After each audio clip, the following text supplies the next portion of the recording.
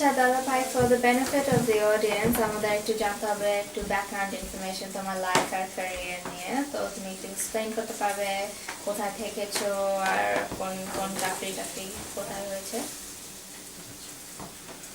আমার তো অনেক long life, I am 70 up.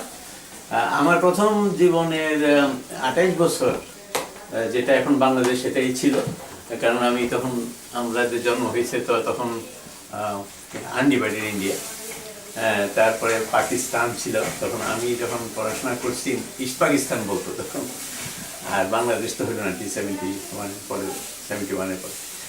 আমি প্রথম 28 বছর বাংলাদেশে ছিলাম। তারপরে ওখানে আমার কিছু সুযোগ হয়েছিল। আমি এমএ পাস করি 1961, এবং এটার পরিচয় দেওয়ার খুব ইজি হলো। এখন আমার কিছু কিছু ক্লাসমেট এখন মানুষ চিনে বাংলাদেশে। সে একজন হলো ডক্টর ইউনুস। ডক্টর ইউনুস তখন আমার সলিমুল্লাহ মুসলিম হলে যখন আমি ঢাকা ইউনিভার্সিটি ছিলাম, তখন doctor Yunus happened to be my classmate as well as my roommate for 2 years. তখন তো সে নোবেল laureate ছিল না। আর তাছাড়া বাকি ক্লাসমেটদের মধ্যে we are now fortunate that there are some very celebrated people now, যেমন ফখরুদ্দিন আমার ক্লাসমেট ছিল। ফখরুদ্দিন যে নাকি কেয়ারটেকার গভর্নমেন্টের সময় ছিল। তারপরে মির্জা আজিজুল ইসলাম তারা ছিল। 1961 ব্যাচ এমএ। তারপরে আমি 6 বছরের মতো বাংলাদেশে আমি মাস্টারি করছি, কলেজে প্রথম, তারপর ইউনিভার্সিটিতে।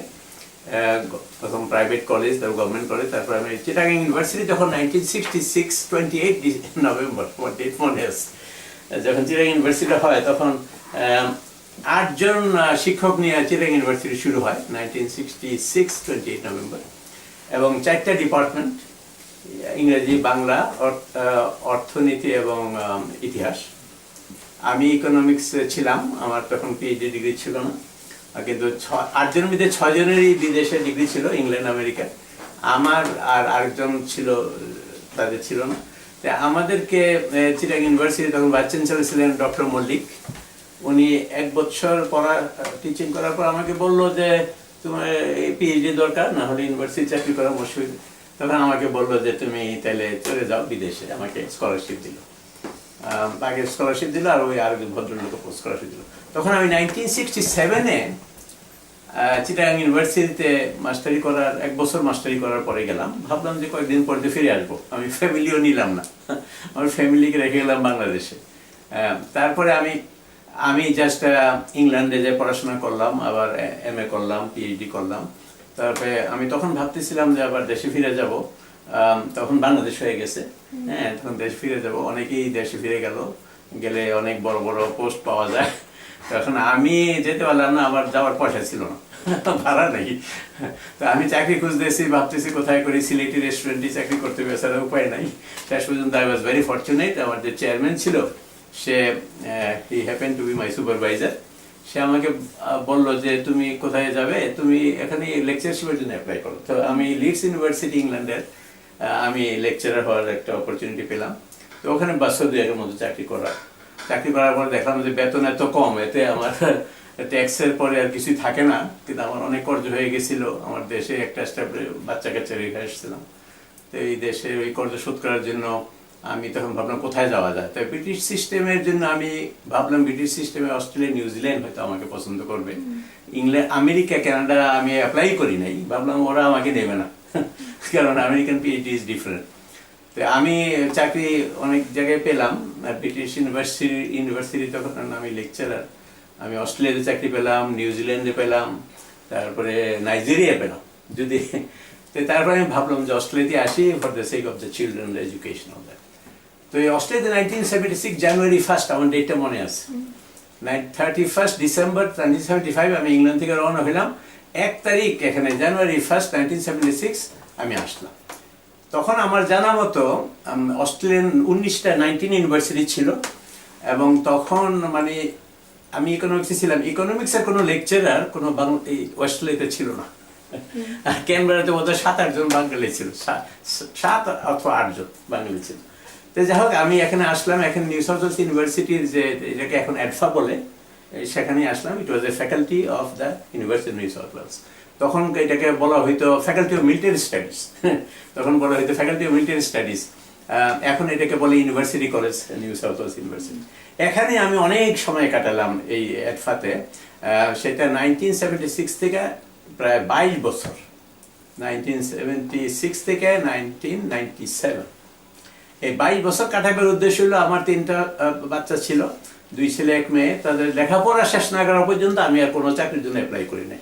তো তারা লেখাপড়া যখন শেষ করলো তখন ভাবলাম যে এখন আমার অন্যদিকে যেতে হয়, কারণ অস্ট্রেলিয়াতে তো এখানে তারপরে আমি একটা প্রমোশন পেলাম, আমি প্রফেসরশিপে প্রমোশন পেয়ে আমি চলে গেলাম ইয়াতে, পার্থে চলে গেলাম। হ্যাঁ, তো পার্থে সেখানে 4 বছর রইলাম। তারপরে দেখলাম যে না, এখন অস্ট্রেলিয়াতে 26 বছর চাকরি করার পরে আমার সেভিংস হলো $5, 50% ট্যাক্স, 50% ট্যাক্স দিয়ে আর বাকি যে পয়সা, আর প্রত্যেক বছর আব্বা আম্মাকে বাংলাদেশে দেখতে যেতাম ওই ব্যাংকে থেকে কর্জ করে। তাই আমি ভাবলাম যে এইভাবে তো কতদিন চলা যায়, তাই তো কোনো বাড়ি ঘর কোথাও নেই, বাংলাদেশও নেই, অস্ট্রেলিয়াতেও নেই। তখন আমি ভাবলাম যে এমন এক জায়গায় যাবো যেখানে ট্যাক্স নেই। সেটা পাইলাম যে আমি কোরিয়াতে চাকরি পেলাম, অনেক জায়গায় চাকরি পেলাম, ভাবলাম যে ওখানে তো ট্যাক্স কোথায় নাই, অস্ট্রেলিয়ার উল্টা। সেই রকম পাইলাম সৌদি আরব আমাকে ইনভাইট করবো। সৌদি আরবে কিং ফাহাদ ইউনিভার্সিটি, ওইটা ইঞ্জিনিয়ারিং ইউনিভার্সিটি, ওইটা খুব নাম করা ওখানে ইঞ্জিনিয়ারিং হিসাবে। আমি একটা বিজনেস কলেজে ওখানে চাকরি নিয়ে গেলাম, 2-1 বছরের জন্য গেলাম, কিন্তু তারা রেখে দিল আমাকে অনেকদিন। ভাবলাম যে ওখানে যাই, এখানে একটু কিছু পয়সা জমবে, ওমরাও করা যাবে, কিছু রিলিজিয়াস ফিলিং হচ্ছিল। তা আমি ওখানে প্রায় 8-9 বছর চাকরি করলাম। তারপরে ভাবলাম আর ভালো লাগে না সৌদি আরব, ওখানে ওমরা করি প্রত্যেক বছর, তারপরে তো টাকা পয়সা জমছে অনেক কিছু, কিন্তু জব স্যাটিসফ্যাকশন হচ্ছে না। তখন আমি ভাবলাম যে কোথায় যাওয়া যায়, তাই আমার আল্লাহ সব কিছু করে দেয়। আমাকে তখন মালয়েশিয়া থেকে ইনভাইট করলো। I did not apply for any job. মালয়েশিয়ার আমি 6টা রিসার্চ ওয়ার্কশপ দিয়েছিলাম about the latest developments in ইকোনোমেট্রিক্স and statistical techniques, আমার ওইটা ফিল্ড। তো তারা আমাকে খুব ভালো করে চেনে। I taught about 150 professors of Malaysia. তো তারা বললো যে আমরা একটা নতুন ইউনিভার্সিটি খুলছি, এটা হলো global university of Islamic finance, they will give only post graduate education, masters and PhD. তখন তারা আমাকে ডাকলো যে উই নিড ইউ। তখন আমি বললাম যে আমার কিন্তু বেতন কিন্তু এখন মোটামুটি ভালো, সৌদি আরবে অস্ট্রেলিয়া যাইছিল, আর ওখানে সৌদি আরবে কিন্তু 0 ট্যাক্স, তুমি আমরা ওটা দিতে পারবা। তো তারা রাজি হয়ে গেল, তারা বললো যে তোমাকে ইন্টারন্যাশনাল স্কেলে দেওয়া হবে, তুমি আসো, এটা কোনো প্রশ্ন না, উই ব্যাডলি নিড ইউ। তখন আমার আমি 4 বছর আগে আমি মালয়েশিয়া গেলাম, এখন আমি ওখানে আছি। তো মোটামুটি আমার এখন প্রায় বাংলাদেশে 28 বছর, আর বিদেশে মানে western world plus Australia, England, Saudi Arabia, Malaysia মিলে অ্যাবাউট 45 ইয়ার্স। তো মোটামুটি 45 ইয়ার্স আউটসাইড বাংলাদেশ এবং 28 ইয়ার্স ইন বাংলাদেশ, এই টাইপের আমার একটা এক্সপিরিয়েন্স হয়েছে। আমি 5টা দেশে চাকরি করছি। বাংলাদেশে প্রথম আমি পড়াইছি, তারপরে আমি পড়ালাম ইংল্যান্ডে, আই ওয়াজ এ লেকচারার। অস্ট্রেলিয়াতেই ম্যাক্সিমাম 26 বছর, ইংল্যান্ডে প্রায় 2 বছরের মতো। তারপরে আমি গেলাম সৌদি আরবে 8 বছরের মতো। এখন মালয়েশিয়াতে 4 বছর আছি। এটা 2 বছর করে রিনিউ করে until they are fed up with me and get rid of me. তো এখন আছি ওখানে, আল্লাহর ফজলে ভালোই আছে। ওখানে আমার masters in PhD. This is the only university in the world which gives PhD in Islamic finance. তো we have got students from about 70 countries of the world. And I'm very fortunate that we are privileged to have very brilliant students from Middle East, from different countries of the world. তো আমি ওখানে আমার PhD স্টুডেন্টই বেশি। এখানে American PhD system, তারা 15-20টা করে course work করে। হ্যাঁ, তার কোর্স ওয়ার্ক করে, তারা আমার কাছে আসে এবং সেই কোর্স ওয়ার্কের সময় আমার স্ট্যাটিস্টিক্স, ইকোনোমেট্রিক্স পড়াইতে হয়। I teach advanced econometrics. সেই কোর্সটা is not given in any other university in Malaysia. There are about 40 universities. তো ওইটার জন্য আই এম ভেরি প্রিভিলেজ যে তাদের এত পিএইচডি স্টুডেন্ট আমার। আবার I supervise about 10 PhD students every year, about 10 PhD students every year. তো তাদের যে থিসিস বা লেখে ওইটা আমি কিছু এডিট করে বা ওইটা রিভাইজ করে we can publish in the top journals. এখানে আমাদের মেইন কনসিডারেশন হলো যে can you publish in the top journals. তো এই জন্য আমার এই হলো ব্যাকগ্রাউন্ড। আমি মাস্টারই করছি সারা জীবন, প্রায় 45 years I am a master, I am teacher. Thank you. যেহেতু তুমি এত ওয়ার্ল্ড ঘুরেছো আর দেখেছো, এক্সপিরিয়েন্স করছো ডিফারেন্ট কালচার ইভেন, একটা controversial topic আছে যে বাংলাদেশে and also other countries of the world এটা হলো কোনো need আছে for modern education for males as well as females and females especially. এটা খুবই ভালো প্রশ্ন করছো দাদা ভাই, কারণ এটা আমার ফাদারের কাছ থেকে শুনছিলাম। আমার ফাদার ওয়াজ বর্ন অ্যারাউন্ড 1901। তখন সেই সময় এটা ছিল আনডিভাইডেড ইন্ডিয়া, কারণ ইন্ডিয়া পার্টিশন হয়েছে 1947। যে আমার ফাদার এখন আর নাই, কিন্তু উনি আমাকে বলছে 1901-এর দিকে ওনার জন্ম। তখন উনি যখন ফার্স্ট ওয়ার্ল্ড ওয়ার হয় তখন উনি ক্লাস 10-এ পড়ে টরে, এবং তখন মুসলমানরা কোনো লেখাপড়া করতে পারত না। পুরুষ হইলে শুধু মাদ্রাসা, আর মেয়ে হইলে কোনো লেখাপড়া না, ঘরের ভিতরে থাকতে হবে পর্দার মধ্যে, ঘরের বাইরে গেলেই হারাম। এটাকে তখন বলতো অবরোধবাসিনীর যুগ, এই শব্দটা বলতো। এটা তখন যারা ছিল তারা বলতো যে পুরুষে তো ইংলিশ এডুকেশন নিতে পারবে না, তার ব্রিটিশ আমল ছিল, তার ব্রিটিশ আমাদের রাজা ছিল। পুরুষ কোনো এডুকেশন নিতে শুধু মাদ্রাসা, আর মেয়েদের তো লেখাপড়া বন্ধ, এটা হারাম, তাহলে মেয়েরা দোজখে যাবে। তা আমার আব্বা বললো যে উনি, আমার চাচাজি যে ছিল, আমার যে নাকি বড় চাচা, উনি খুব টাইটেল পাস করা দেওবন্দের থেকে, উনি ইন্ডিয়ার দেওবন্দ খুব নাম করা মাদ্রাসায় টাইটেল পাস করে হঠাৎ কেন যেন ওনার মনের ভিতরে আসলো যে ইংলিশ পড়বে না কেন মুসলমানরা, অসুবিধাটা কি? ইংলিশ একটা ল্যাঙ্গুয়েজ, সায়েন্স কেন পড়বে না? এটা তো একটা ল্যাঙ্গুয়েজ, এটাতে কি অসুবিধা করলো? তো উনি হঠাৎ আমাদের বাড়ি হলো দাউদকান্দি। দাউদকান্দি হয়তো অনেকে চিনতে পারে, কারণ ঢাকার থেকে চিটাগাং যেতে দাউদকান্দি হয়ে যেতে হবে বাই রোড। দাউদকান্দি আমাদের বাড়ি, ওখানে গ্রামে। আমার বড় চাচা যে he was the main motivator for modern education, এবং আমার আব্বা ছিলেন সবচেয়ে ছোট ভাই, আমার চাচা ছিল সবচেয়ে বড় ভাই। আমার চাচাজি আমার দাদার কাছে গেল, আমার গ্র্যান্ডফাদারের কাছে বললো যে আমার যে আব্বা ওনাকে ইংলিশ মিডিয়াম স্কুলে ভর্তি করাবে, ব্রিটিশ আমল। আমার গ্র্যান্ডফাদার ছিল ইলিটারেট। তখন এই আমি আব্বার থেকে শুনছি, আমার গ্র্যান্ডফাদার বলছে তুই আমাকে দোজখে নিবি, তুই যে আমাকে দোজখে নিবি, ইংলিশ পড়লে তো দোজখে যাইতে হইব আবার। তখন চাচাজি কইল যে না, দোজখে যাইব না। দোজখে যাইব কেন? তখন উনি একদম রাজি না, আমার গ্র্যান্ডফাদার একদম রাজি না, না না, এই সমস্ত ইংলিশ মিডিয়াম টিডিয়ামে হারাম, এই সমস্ত করা যাবে না। সেই সমস্ত জিনিস কিছু কিন্তু এখন আবার ফিরে আসতেছে 100 বছর পরে, সেই জন্য আমি এই কথাটা বলতেছি। তখন চাচাজি বললো যে না, ইংলিশ মিডিয়ামে যাবে, তবে কি কন্ডিশনে এসে পড়াশোনা করতে পারবে ইংলিশ মিডিয়াম। আমার গ্র্যান্ডফাদার একটা কন্ডিশন দিয়ে দেব, সেই কন্ডিশন হলো যে আমার ছেলে ইংলিশ মিডিয়াম পড়তে পারবে 1913-1914 ফার্স্ট ওয়ার্ল্ড ওয়ারের সময়, one condition, he must have Arabic as one of the language, তা না হলে ইংলিশ মিডিয়ামে পড়তে দিবে না।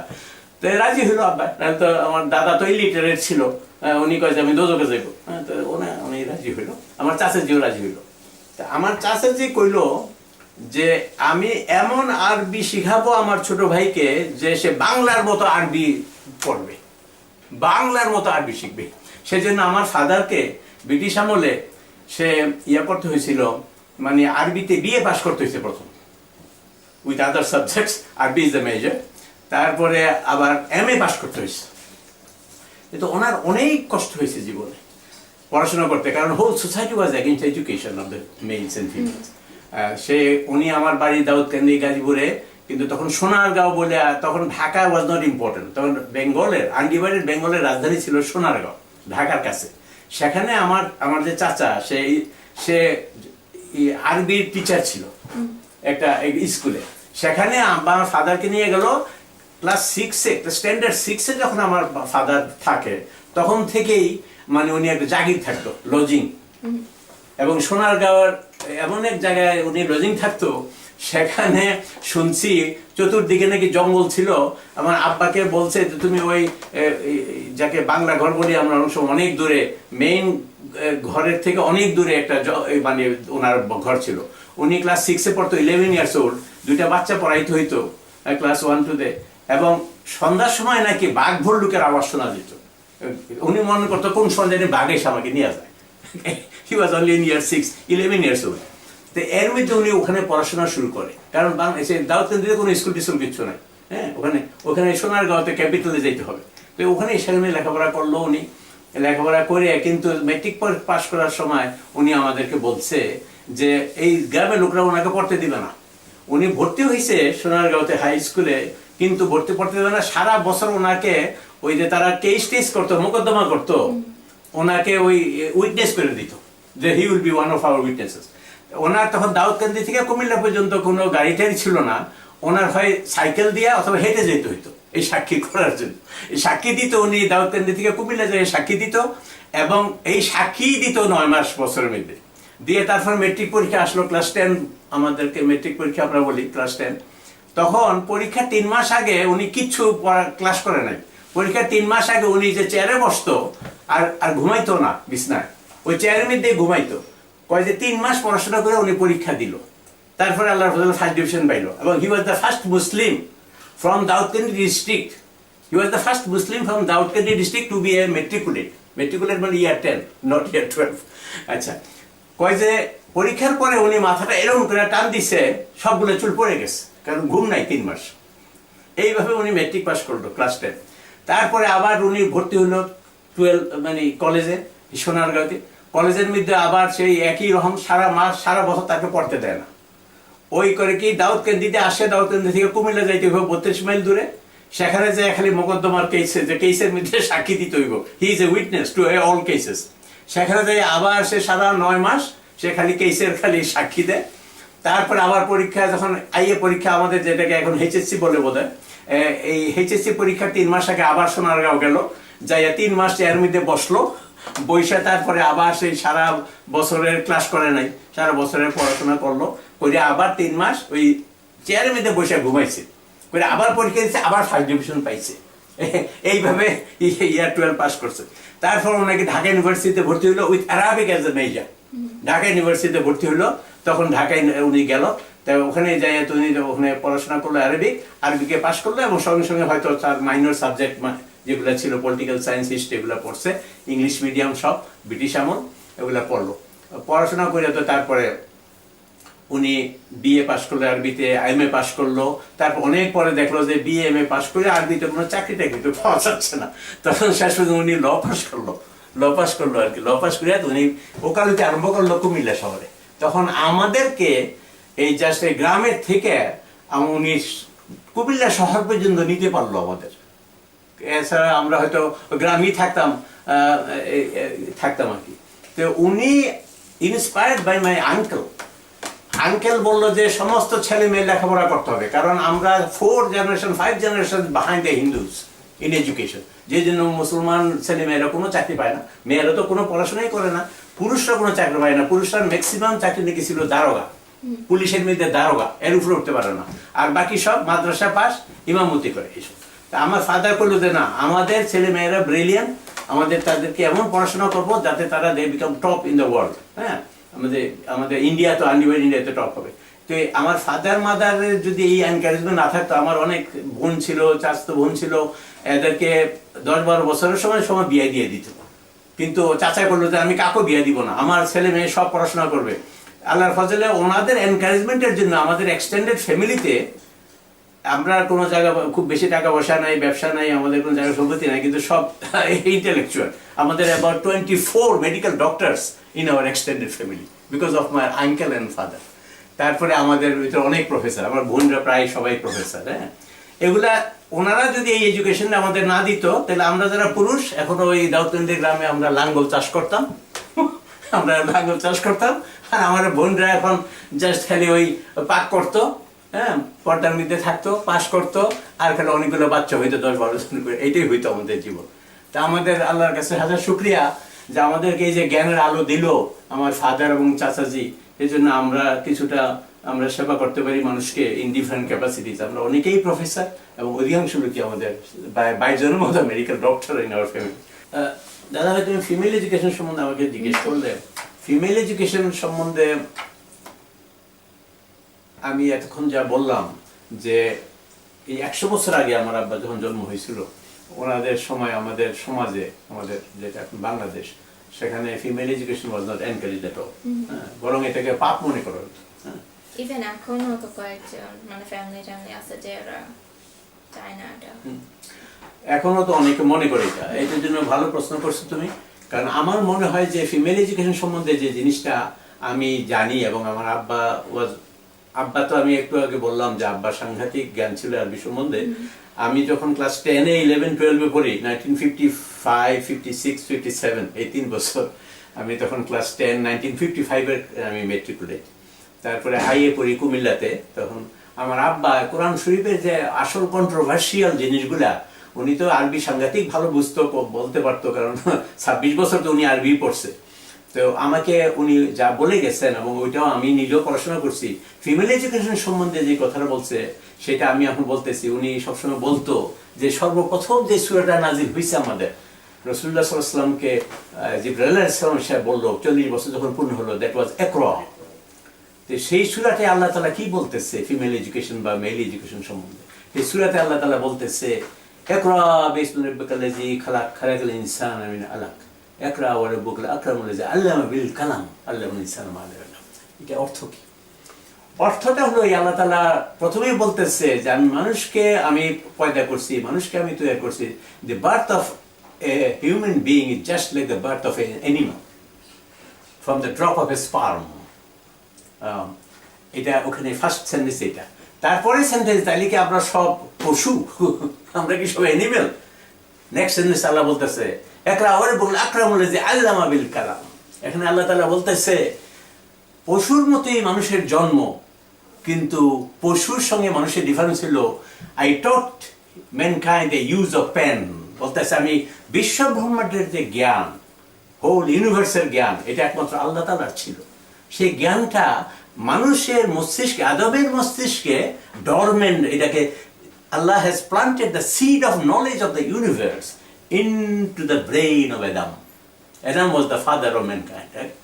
এখন আমার ফাদারও বলছে, আমি নিজেও মনে করি তাই, যে এই যে Adam the first man Allah created, অ্যাডামের মস্তিষ্কে এই ব্রেইনটা, হোল ইউনিভার্সের ব্রেইনটা, এই যে সিডটা বপন করলো, এটা জাস্ট একটা প্ল্যান করলো। অ্যাডামের যে ছেলে বা মেয়ে, অ্যাডাম তো ছেলে মেয়ে হবে, তারা সবার এটা করতে হবে এই জ্ঞানটাকে। তার মানে আমি যা বুঝি যে আমাদের কোরআন শরীফে যে ফার্স্ট যে ভার্স নাজিল হয়েছিল, সেটাতেই আল্লাহ তাআলা বলতেছে যে তোমাদের জন্ম হয়েছে পশুর মতো, কিন্তু তোমরা পশু না, পশুর ব্রেইন নাই, পশুর নলেজ অফ দ্য ইউনিভার্স নাই। মানুষের ব্রেইনে আমি সেই নলেজটা, নট জাস্ট সিড দিয়ে দিস, এটাকে তুমি waterise, put, give water and give fertiliser and you grow it up to your potential. এই জন্য আমি মনে করি যে according to that Quranic verse, ইকরা বিসমি রাব্বিকাল্লাযী, যেটা এখন আমাদের ইউনিভার্সিটি, যে ইসলামিক ফাইন্যান্স ইউনিভার্সিটি হয়েছে মালয়েশিয়াতে, আমরা fortunate, we are number 1 in the country now in terms of ranking. সেখানে যদি তোমরা যাও মালয়েশিয়াতে, কুয়ালালামপুরে, আমি গেলে দেখাবো, বিল্ডিং এর মধ্যে প্রথম লেখা রাখছে ইকরা। This we are ranked number 1 in Malaysia now in business faculty. তে ওখানে লেখা আছে ইকরা। What is the meaning of Iqra? Iqra means read. তা আমাদের ধর্মের প্রথম যে সূরা নাযিল হলো রাসূলের উপরে, সেখানেই বলতেছে এডুকেশন, এবং এডুকেশনে আল্লাহ কোনো ডিসক্রিমিনেট করে নাই যে শুধু মেল এডুকেশন, ফিমেল না। কাজে যদি রিয়েলি যদি আমরা আল্লাহর কথা শুনতে চাই, তা আমাদের এই সামান্য জ্ঞান নিয়ে আমরা বলতেছি যে আমাদের ছেলে মেয়ে দুজনেই লেখাপড়া করতে হবে। এটা ইকরা বিসমি রাব্বিকাল্লাযী সূরাতে আছে। এবং সেই জন্য আমি এটা মনে করি যে religiously Allah is commanding us to just go for education, to unveil the mystery of nature, to know the wonders of the creation, to understand how great the Creator is. এটা আমার আব্বার নিজের ইংলিশ এবং বাংলাতে আমাকে বুঝাইতো যে আল্লাহ তাআলা নিজেই আমাদেরকে বলতেছে, you understand the wonders of the creation to know how great I am, so that you automatically your head bows down to Allah. কাজে আমি মনে করি it is a command from Allah for all Muslims, male and female, to go for education, to come up to your potential, because the seed has been planted. You have to just fertilize it, you have to water it, and come up to your potential. কাজে male and female should really, এবং আমাদের যে এখন Islamic university যেটা, এটা আমাদের, you be surprise to know that we have the best possible sharia research centre in the world. এটাকে বলে ISRA, ISRA, International Sharia Research Academy, is considered as the best research academy for Sharia. Sharia means Islamic law. এখানে সমস্ত ওয়ার্ল্ডের যত all Sharia scholars, most of them are Arabs and Malaysian, all scholars are teaching. They are in the Sharia department. I am not in the Sharia department, but they are close to me. But I teach statistics and econometrics. Yeah? তো এই Sharia ডিপার্টমেন্টে যে research হইতেছে সেখানে বলতেছে female education is compulsory. এবং Malaysia তোমরা হয়তো জানো, Malaysia is actually Muslim majority country. কিছুদিন আগে মালয়েশিয়ার প্রাইম মিনিস্টার নজিব, যে প্রাইম মিনিস্টার, উনি বলছে in a conference that in Malaysian universities more than 75% of students are females, এবং about 48% of females are in the workforce, এবং he felt ashamed that only 48% of females, he wants to increase the proportion of female in the workforce. আমরা যে কাজ করি যত ইউনিভার্সিটিতে, Malaysia আমি কয়েকটা ইউনিভার্সিটিতে কাজ করছি ফর এ শর্ট টার্ম, আমি সব জায়গাতে at least 50% of the faculty members, the professors are female, এবং সমস্ত জায়গাতে ফিমেল মেল একসাথে কাজ করতেছে। আমার মেয়েরা মাথায় কাপড় আছে কিন্তু কাজ করে যাচ্ছে। তো এই ফিমেল এডুকেশনের আমি যা দেখতেছি যে মালয়েশিয়া ইউনিভার্সিটিতে 75% of students are female। এবং আরেকটা জিনিস দেখতেছি যেটা অনেকে হয়তো জানে না, ইরান আরেকটা দেশ যেখানে এডুকেশন সাংঘাতিক ইম্পর্টেন্ট, ইরান। এবং ইরানে more than 50% of the university students are female। আচ্ছা, তা আমি বলতেছি তোমাকে রিলিজিয়াসলি সেই একরাবিসমের আল্লাহ আমাদেরকে ফর্মুলা দিয়ে দিছে, সেটাকে ফলো করছে কারা? সেটাকে ফলো করছে আমাদের যারা নাকি আর্লি মুসলিম ছিল, যখন হোল ওয়ার্ল্ডে কোনো ইউনিভার্সিটি ছিল না, ইউরোপে কোনো ইউনিভার্সিটি ছিল না, আমেরিকা কোনো ইউনিভার্সিটি ছিল না, তখন সবচেয়ে earliest university in the world কে করছে? মুসলমানরা করছে। The Moors in Spain established the University of Cordoba. Moorsরা হলো নর্থ আফ্রিকা থেকে, তারা মরক্কো, আলজেরিয়া, টিউনিশিয়া থেকে তারা আসছে। They came up to Spain, they conquered Spain. Spain became a Muslim country. They came right up to the middle of France, when actually the Walid was the Khalifa and he stopped, the Musa was the commander. You come back, because Walid was becoming a bit envious of the success of the commander. শেষ পর্যন্ত মুসা চলে গেল, মুসলমানরা খালি Spain conquest করে Cordoba university করলো। The date is 952 যখন এই ইউনিভার্সিটি হয় পৃথিবীতে, তখন there was no British university, there was no European university, there was no American university. ইউরোপের সমস্ত ছেলে মেয়েরা, it is historically recorded, ইউরোপের সমস্ত ছেলে মেয়েরা আমাদের এই মুসলিম ইউনিভার্সিটিতে কর্ডোবা 1952 পড়াশোনা করে, ছেলে মেয়ে সব। এবং তারা কোথায় ভালো ছিল? In science and technology, in medicine, in mathematics, physics, astronomy. এখন সিনার এবং মেডিকেলের অনেক টেক্সট বুক আছে যে, এবং তখন হোল ওয়ার্ল্ডের তোমার সায়েন্স, মানে international language of science was Arabic. এই জিনিসগুলো, এই হিস্ট্রিগুলো অনেক ছেলে মেয়ে এখনো জানে না, যে মুসলমানরা এই পৃথিবীতে সবার আগে ইউনিভার্সিটি করে, এবং মুসলমানদের সবার আগে হোল ইউরোপে তারাই এই সমস্ত ডিগ্রি দেয়, এবং জার্মান, ইংল্যান্ড, এই সমস্ত দেশ থেকে মুসলমানদের সেই কর্ডোবা ইউনিভার্সিটিতে লেখাপড়া করে এসে আমাদের এরা কোরআন শরীফকে তারা জার্মান ল্যাঙ্গুয়েজে, বিভিন্ন ল্যাঙ্গুয়েজে, ফ্রেঞ্চ ল্যাঙ্গুয়েজে ট্রান্সলেট করে তার যার দেশে ইউনিভার্সিটি করে। এবং মুসলমান, they were the pioneer, they were the first to establish the University of Cordoba when there was no university in the whole world. এই তখন ছেলেও ছিল, মেয়েও ছিল, এবং Arabic was the science, was the language of international language of science, এবং মুসলমানদের সবগুলো ছিল। এই জিনিসগুলো যদি আমরা জানি, তাহলে আমরা বলতে চাই যে এই ছুরার যে মিনিংটা early Muslim understood, that was 958। আমার মনে আছে, আমি বেশ কিছু বছর আগে ইংল্যান্ডে যখন আমি পড়াশোনা করি, তখন আমি একবার গেছিলাম, আই ওয়াজ ভিজিটিং অস্ট্রেলিয়া থেকে আমি গেছিলাম অক্সফোর্ড ইউনিভার্সিটি যাই দেখলাম তারা গেটে লিখে রাখছে All Souls College, the oldest college in the university. তখন আমার মনে হইলো All Souls College কত? 14th century। আর আমাদের কর্ডোবা ইউনিভার্সিটি তারা কোনো অ্যাকসেপ্ট করতেছে না। আমাদের Cordoba university was in the 10th century। আমাদের কর্ডোবা ইউনিভার্সিটি 10th centuryতে ইউনিভার্সিটি ছিল, আমাদের কর্ডোবা ইউনিভার্সিটি মুসলমানরা করছে। আর ইংল্যান্ডে তারা বলতে চায় they are the oldest university 14th century, 400 years later। কাজে আমাদের ইতিহাসটা আমাদের ছেলে মেয়েদেরকে জানা উচিত। আমাদের মুসলিম ইতিহাস is a history of glory, is a history of academic excellence. কারণ মুসলমানরা তখন বুঝতে পারছিল যে without being top in the field of knowledge you cannot be the ruler of the world. Muslims were actually the ruler of the world for about 1000 years। তারপর মুসলমানরা লেখাপড়া আস্তে আস্তে কমিয়ে দিল, হ্যাঁ, তারা একটা আরাম বিলাস আরম্ভ করলো। তখন কতগুলো ক্রুজেড হলো, this is historical fact, Islamic হিস্ট্রিতে পড়ায়। ক্রুজেড হলো খ্রিস্টানদের সাথে, Christians were ahead in science and technology. মুসলমানরা যখন লাঠি নিয়ে আসে, খ্রিস্টানরা আসে বন্দুক নিয়ে। মুসলমানরা যখন বন্দুক গান নিয়ে আসলো, গান হলো বন্দুক নিয়ে আসলো, তখন ওরা আসে ক্যানন নিয়ে, কামান। মুসলমানরা যখন কামান শিখলো, তারা আসলো অ্যাটম বোম নিয়ে। তখন এটা কি হচ্ছে, they are ahead in science. এবং তারা সায়েন্সে অ্যাহেড না থাকলে you cannot be the power in the world, you must be ahead in science. আজকালকার দুনিয়া তাই দেখা যাচ্ছে। তো এই মুসলমানরা শেষে লেখাপড়াটা বাদ দিয়ে দিল, ইন্ডাস্ট্রিয়াল রিভলিউশন হলো।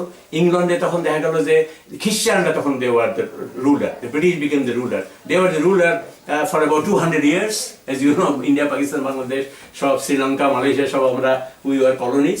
তারপরে শেষ যেটা হলো, হিস্টোরিক্যালি আমি বলতেছি, not only from economic perspective, but historically Muslims were the first in the world to be top in the world. তারপরে কি হলো, খ্রিস্টানরা took over the world because they were top in the field of knowledge. Muslims are the top in the field of knowledge first, ruled for about 800-900 years. তারপরে Christians took over, they were top in the world, the British, led by British তারপরে একটু week হয়ে গেল after first world war এবং more after second world war. Then British gave way to America. America became the world power after the Second World War. America were top in the field of science and technology. Knowledge, they were the top in knowledge. America also is now getting tired. It is the beginning of the end of America now. আমরা বলি economist হিসেবে যে আমেরিকার যে problem, সমস্ত ইউরোপের problem, this is structural problem, it is not a temporary problem. Their rate of growth will not be more than 1 or 2%. They are trying to maintain their standard of living given the population growth. কিন্তু এখন তারা বলতেছে the economic balance of power has shifted from the Western world to the Eastern world in Southeast Asia, led by China and India. এবং that will continue for the next 50 or 60, 100 years. তা আমি এখন এইটুকুই বলতে চাই যে মুসলমানরাই university করে এডুকেশনটাকে স্টার্ট করছিল হোল ওয়ার্ল্ডে, ফিমেল এডুকেশন ওয়াজ এনকারেজ। তারপরে মুসলমানদের লেখাপড়াতে পিছনে পড়ে গেল, তখন ব্রিটিশরা তখন took over, they were top in the field of knowledge. ব্রিটিশরা 200 years ছিল। তারপরে America after second world war became top of the world. এখন দেখা যাচ্ছে this economic balance of power has move toward China. China is the second biggest country in the world in terms of national income. They are going to the top in the world. কাজে আমার যা মনে হয়, কোরআন শরীফ থেকে যে একরা বিসমিল্লাহি, আমার ফাদার এই কথাটা বলে গেছে বহু বছর আগে, 50 years ago, বলছে যে Allah has given the formula in the holy Quran, in the first verse revealed on our prophet, peace be on him. সেই ফর্মুলাটা আর্লি মুসলিম আন্ডারস্টুড ইট, এবং সেইটা তখন আর ফলো করে নাই। After 800-900 years, we are not born in that time when Muslims were the ruler of the world. We don't have to wait another million years to see the Muslim the top in the world. There are wild Muslims who are top in the world because they were top in the field of knowledge. তারপরে কি যে নাকি নলেজে টপে থাকবে সেই ওয়ার্ল্ডের পাওয়ার হবে। এখন তো ইংল্যান্ড হইলো, ইংল্যান্ডরা 200 বছর, তারপর আমেরিকা হইলো 50-60 years, তারপরে এখন দেখছে China is becoming the world power. And all forecast from economics and every conference আমরা দেখতেছি যে China within next 10 years will be the number 1 in the world. এবং এরপর আসতেছে ইন্ডিয়া। তো এই চায়নাতে কারা মুসলমান আছে? চায়নাতে হচ্ছে চাইনিজ। ইন্ডিয়াতে কারা? হিন্দু মেজরিটি। তাহলে এখন what is the factor that is common? Which is ruling the world? আমার ফাদার 50 years আগে বলছে, একরা বিসমিল্লাহি যদি সেই ফর্মুলাটা দিয়ে দিছে, any nation who are at the forefront of knowledge, science and technology will rule the world, regardless of religion and race and ethnicity.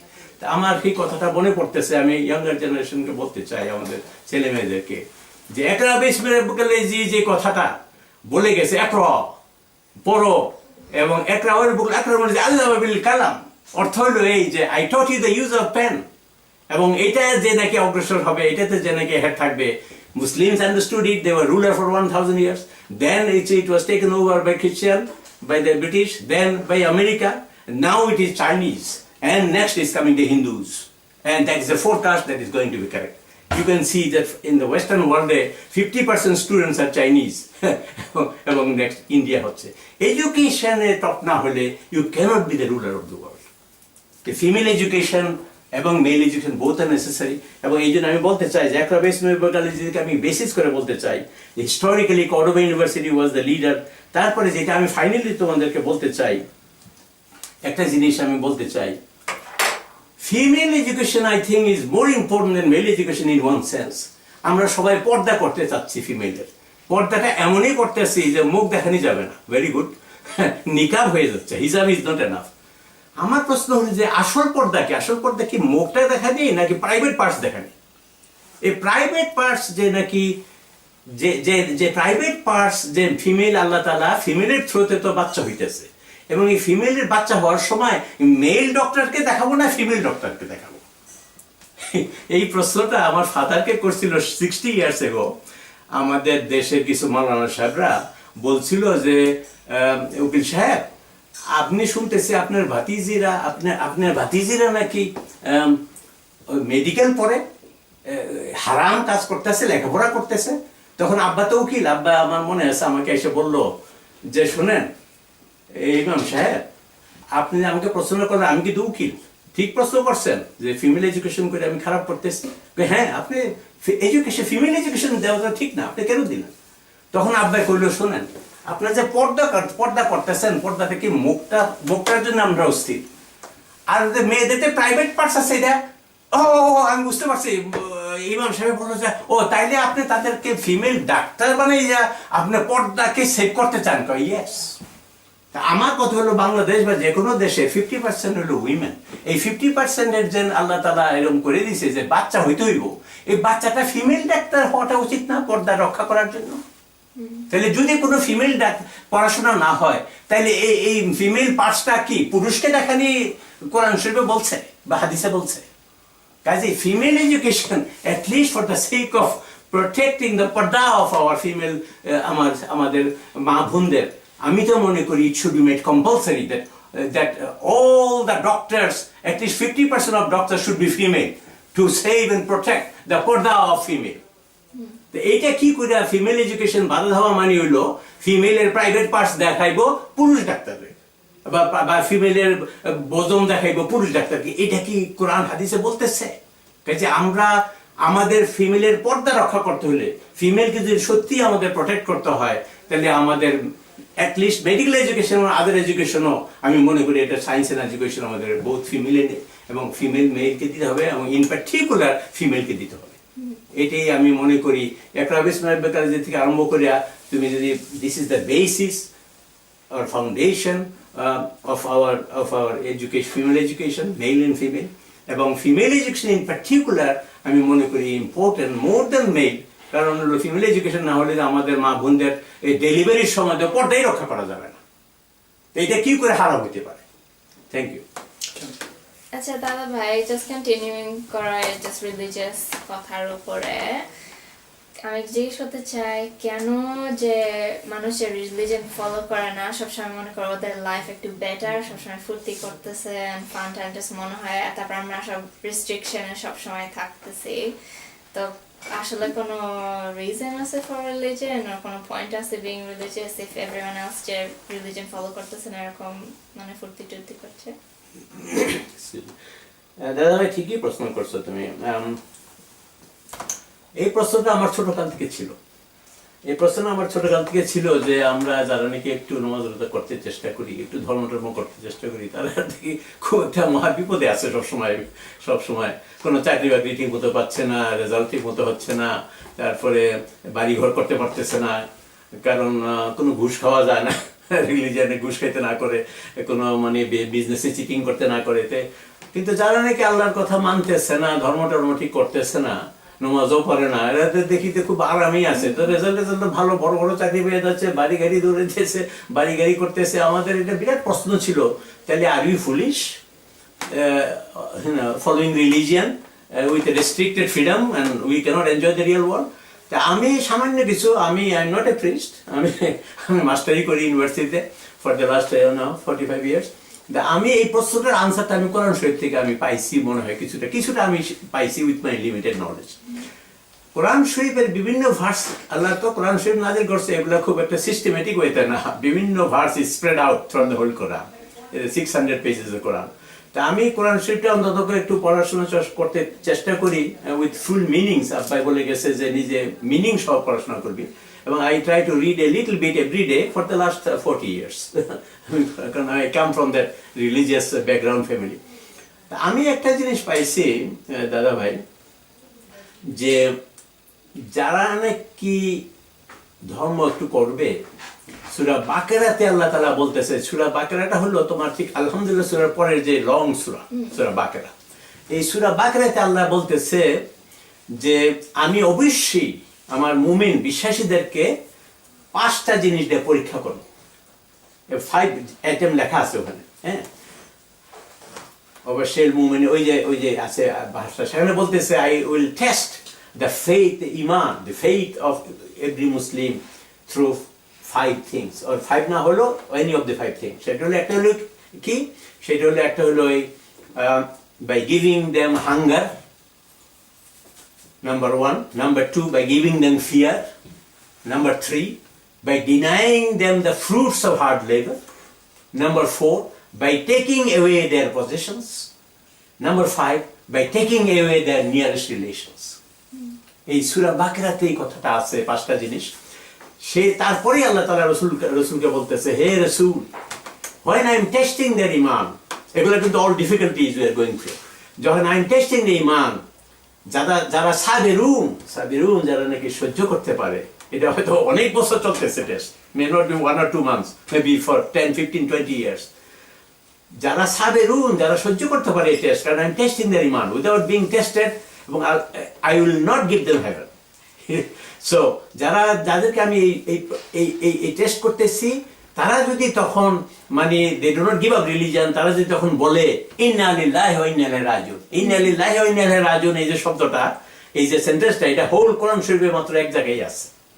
ওইখানে আল্লাহ বলছে, when I am testing the iman of people and this women say, ও আল্লাহ তুমি আমাকে পরীক্ষা করতেছো, করো,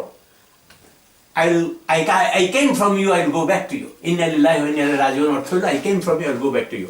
তারপরে sentence আল্লাহ বলতেছে, তাদেরকে সুখবর শোনাও, হে রাসূল, সেই সমস্ত মানুষকে সুখবর শোনাও, তাদের future in this world and the next world will be more happy, more smiling, more happy.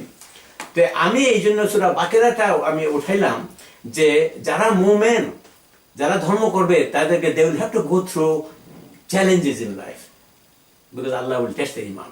কিন্তু একটা জিনিস খেয়াল করছো দাদা ভাই, এই যে যাদেরকে আল্লাহ পরীক্ষা করবে 5টা জিনিস দিয়া বা সামথিং লাইক দ্যাট, তারা these things are visible.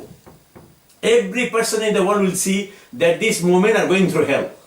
They are going through all the examination. কিন্তু মুমিনকে কিন্তু পরীক্ষা করবেই, না করে কিন্তু ভেস্তে দিবে না। কিন্তু এইগুলা সবগুলা সায়েন্টিফিক্যালি ভিজিবল, নট হিডেন। কাজে মুসলমানদের যারা নাকি নামাজ রোজা করতেছো, যেগুলা তোমরা, এগুলা কিন্তু তুমি you will be tested despite your নামাজ রোজা। তুমি নামাজ রোজায় তোমার যে ভুল হইতেছে তাই না, তুমি নামাজ রোজা করো বলেই তোমার আল্লাহর কাছে প্রিয়, আল্লাহর কাছে তুমি নিয়ার এন্ড ডিয়ার ওয়ান্স, এবং ঠিক আমার প্রিয় বাচ্চার মতন I will tell them don't do it, don't do it. সাধারণত যেই ফাদার মাদার, আমার ফাদারও বলতো যে ফাদার মাদার সবসময় ছেলেকে ভালোবাসে, তাকে বলবে এটা করবি, এটা করতে পারবে না, আর যাকে তেজপুত্র করে দিয়েছে সে তার বিচার পরে এক সময় হবে, তাকে আমি কোনো জমা দেবো না, সে যাকে তার I am not worried what he does. কিন্তু যাকে ভালোবাসে, যে ছেলে মেয়েকে, তাকেই ফাদার মাদার খালি ধমক দিব, এই তোর এটা ঠিক হয়েছে না, তুই এটা ঠিক কর। তো সেই জন্য আমার ফাদার মাদার বলতো আল্লাহ তাআলা ওই রকম, যারা নামাজ রোজা করে আল্লাহ তাআলা তাদেরকে ভালোবাসে, কিন্তু তারা যখন একটু খারাপ করবে একটা বিপদ দিবে, এটা করিস না। তো সেটা সূরা বাকারার মধ্যে আছে। কিন্তু এই জিনিসগুলা তুমি সবসময় দেখবা, কাজে মানুষ কইতেছে ওই যারা নামাজ রোজা পড়ে তারা তো বিপদই আছে সবসময়, কোনো বাড়ি ঘর নাই, কিছু নাই, কোনো বড় লোক হইতে পারতেছে না। মানুষ কিন্তু এইভাবে দেখবে যে they are seeing with their eyes the trials and tribulation that you are going through. আর তখন আমার প্রশ্নটা সবসময় ছিল যে যারা নাকি এই সমস্ত আল্লাহর কথা মানতেছে না, তারা আরামে আছে, তারা কি কোনো পানিশমেন্ট হবে না? পানিশমেন্ট যে আখিরাতে হইবে আমরা এখন দেখবো না, এই দুনিয়া থেকে কোনো পানিশমেন্ট হবে না। এটার অনেকগুলা ভার্স আমি কোরআন শরীফে পাইছি। আল্লাহ নিজে প্রশ্ন করতেছেন নিজকে, do you think those who are not following my path will be enjoying this life in the next. Allah is answering back. Oh no, this is Quran. I am translating the Holy Quran. Oh no, I will give them, quote, English translation, I will give them tormenting mental agony. In this world, I just underline in the Holy Quran, in this world, because I was interested in this world. Because in the next world, what will happen, we will not see. Okay? In this world, I will give them tormenting mental agony. And also in the next world. তো এইটা হলো তাদের শাস্তিটা, বুঝছো? কিন্তু আল্লাহ কইতেছে, but I will give them a respite for a while. তুমি খেয়াল করে কি বলতেছে? হ্যাঁ, রেসপাইটটা দিবে for a while. এই for a while হয়তো 10, 15, 20 years. কারণ আল্লাহর যে মানে নলেজ, আমাদের 1000 বছরের নাকি আল্লাহর একদিন, বুঝছো? কাজে আল্লাহ, আমরা অস্থির হয়ে যাইতেছি যে এখনো শাস্তি হইতেছে না কেন, কিন্তু আল্লাহর বিচার ভেরি স্লো। হ্যাঁ, তো এই যে কি হচ্ছে, যারা নাকি আল্লাহর পথে থাকবে না, তাদেরকে যে পানিশমেন্টটা দিবে, এটা একটা জিনিস খেয়াল করছো, it will not be visible. I will give them, Allah কইতেছে, I will give them tormenting mental agony in this world and next. তো কি বলতেছে, যে শাস্তিটা যেটা দিবে সেটা কিন্তু people will not see it because it will be mental. হ্যাঁ, আমি মাঝে মাঝে চিন্তা করি, বনানী গুলশান বাড়ি যারা এই সমস্ত বাড়ি এটারি যারা করছে, এই ঘুষ খাইয়া আর খালি ওই বিজনেসে চিটিং করিয়া, তারা কি রিয়েলি ঘুমাইতে পারতেছে কিনা? আমি মাঝে মাঝে কিছু আত্মীয় স্বজন আমার পরিচিত আছে, আমার বন্ধু বান্ধব, এগুলা তো কোনো সাইন্টিফিক্যালি প্রুভ করা যাচ্ছে না, কারণ এটা তো মেন্টাল পানিশমেন্ট দিতেছে। কিন্তু যেই সমস্ত বন্ধু বান্ধবকে আমি চিনি, তাদেরকে মাঝে মাঝে জিজ্ঞেস করি, আমার কতগুলো বন্ধু বান্ধব আছে ইঞ্জিনিয়ারিং 10-12টা বাড়ি করছে, দোস্ত কেমন আছো, ভালো আছো? মহাবিপদে আছি, পেস মেকার লাগা রাখছি, তারপরে বিয়া যতগুলো দিছি মেয়েদেরকে, একটারও ঠিকতেছে না, সব ডিভোর্স, সবগুলো আবার এসে পড়ছে, এখন আরেকটা বাচ্চার জন্য আরেকটা, আমার বাড়ির 6টা আছে, আরেকটা বানাই তুইব, এই সমস্ত কথাবার্তা শুনি। আর ঠিক ভিতরে ঢুকলে মনের কথাটা জানতে পাওয়া যায় যে কেমন, হাউ হ্যাপি আর ইউ দোস্ত, সারা জীবন তো ঘুষ খাইলা সঙ্গে, কয় যে মহাবিপদে আছি। তো এই জিনিসগুলো কিন্তু mental, we cannot scientifically prove. কাজে আমি যেটা বলতে চাই, যারা নাকি আল্লাহর পথে নাই, তাদের যে শাস্তিটা হবে, we shall not see, that will be mental. আর মুমিনদের যে ওই টেস্ট করা হবে, we shall see. কাজে মুমিনদের বিপদটা দেখতেছি, কিন্তু এইটা হলো মুমিনদের ট্রায়াল, আর মুমিনদের যে আল্লাহ রিওয়ার্ড দিবে, that will be mental. Relative to other class of people, যারা নাকি মুমিন না, তাদের তুলনায় they will be relatively more happy.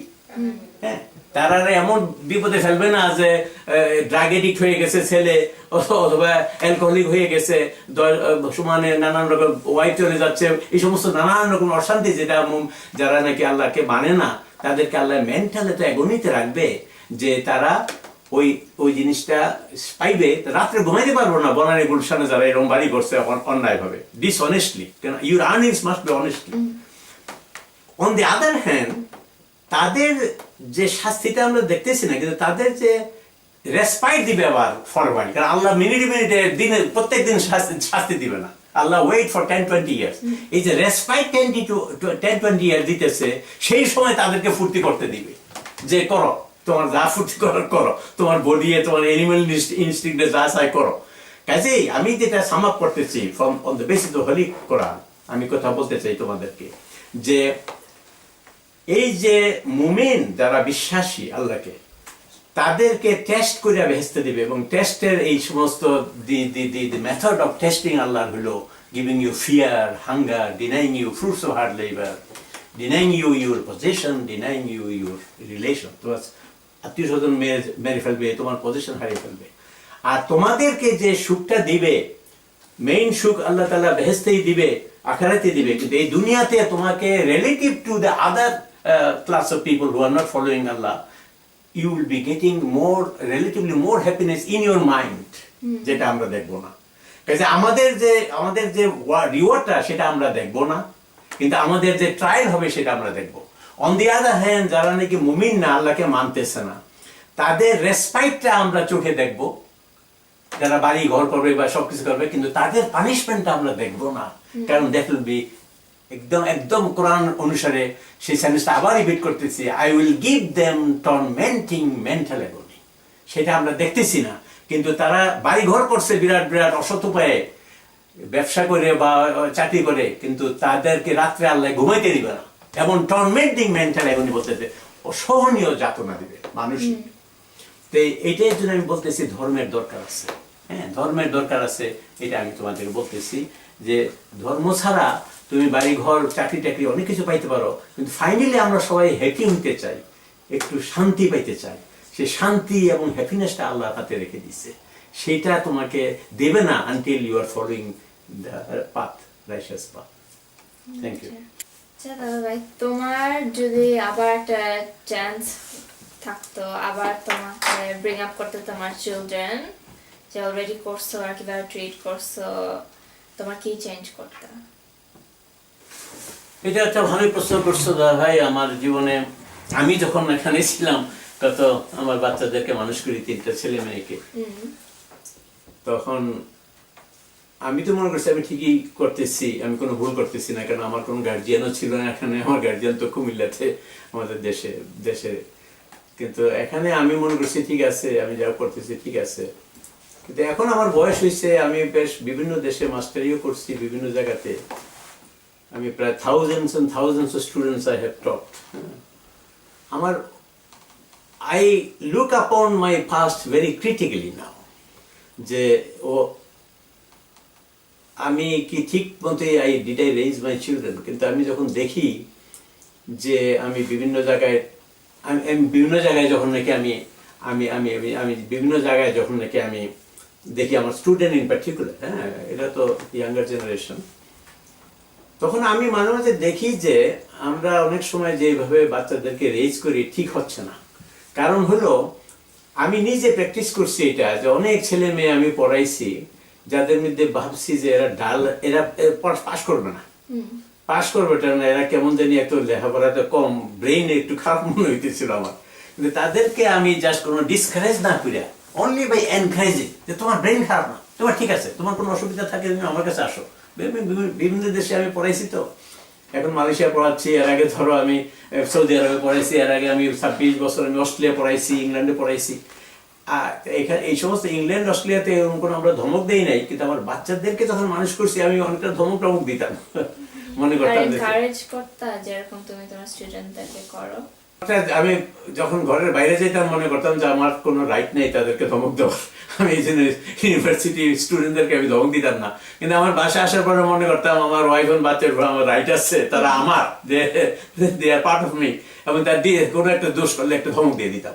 তো এই ধমক দিয়া আমি মনে করতাম যে I was in the right path. কিন্তু আমার এখন মনে হচ্ছে যে মানুষের ভিতরে যে প্রতিভাগুলা থাকে, মানুষের ভিতরে যে সুপ্ত নিহিত প্রতিভাগুলো, ডরমেন্ট যে ফ্যাকাল্টিগুলো আছে, এগুলাকে ডেভেলপ করা not by discouraging, not by ধমক, but by encouraging, you can get the best out of them, you can bring them up to the potential.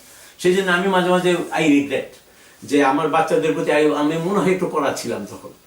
আমি এইটা আমার প্রায় মনে হয় যে if I were reborn I would have raised my children more generously, more লিনিয়েন্টলি।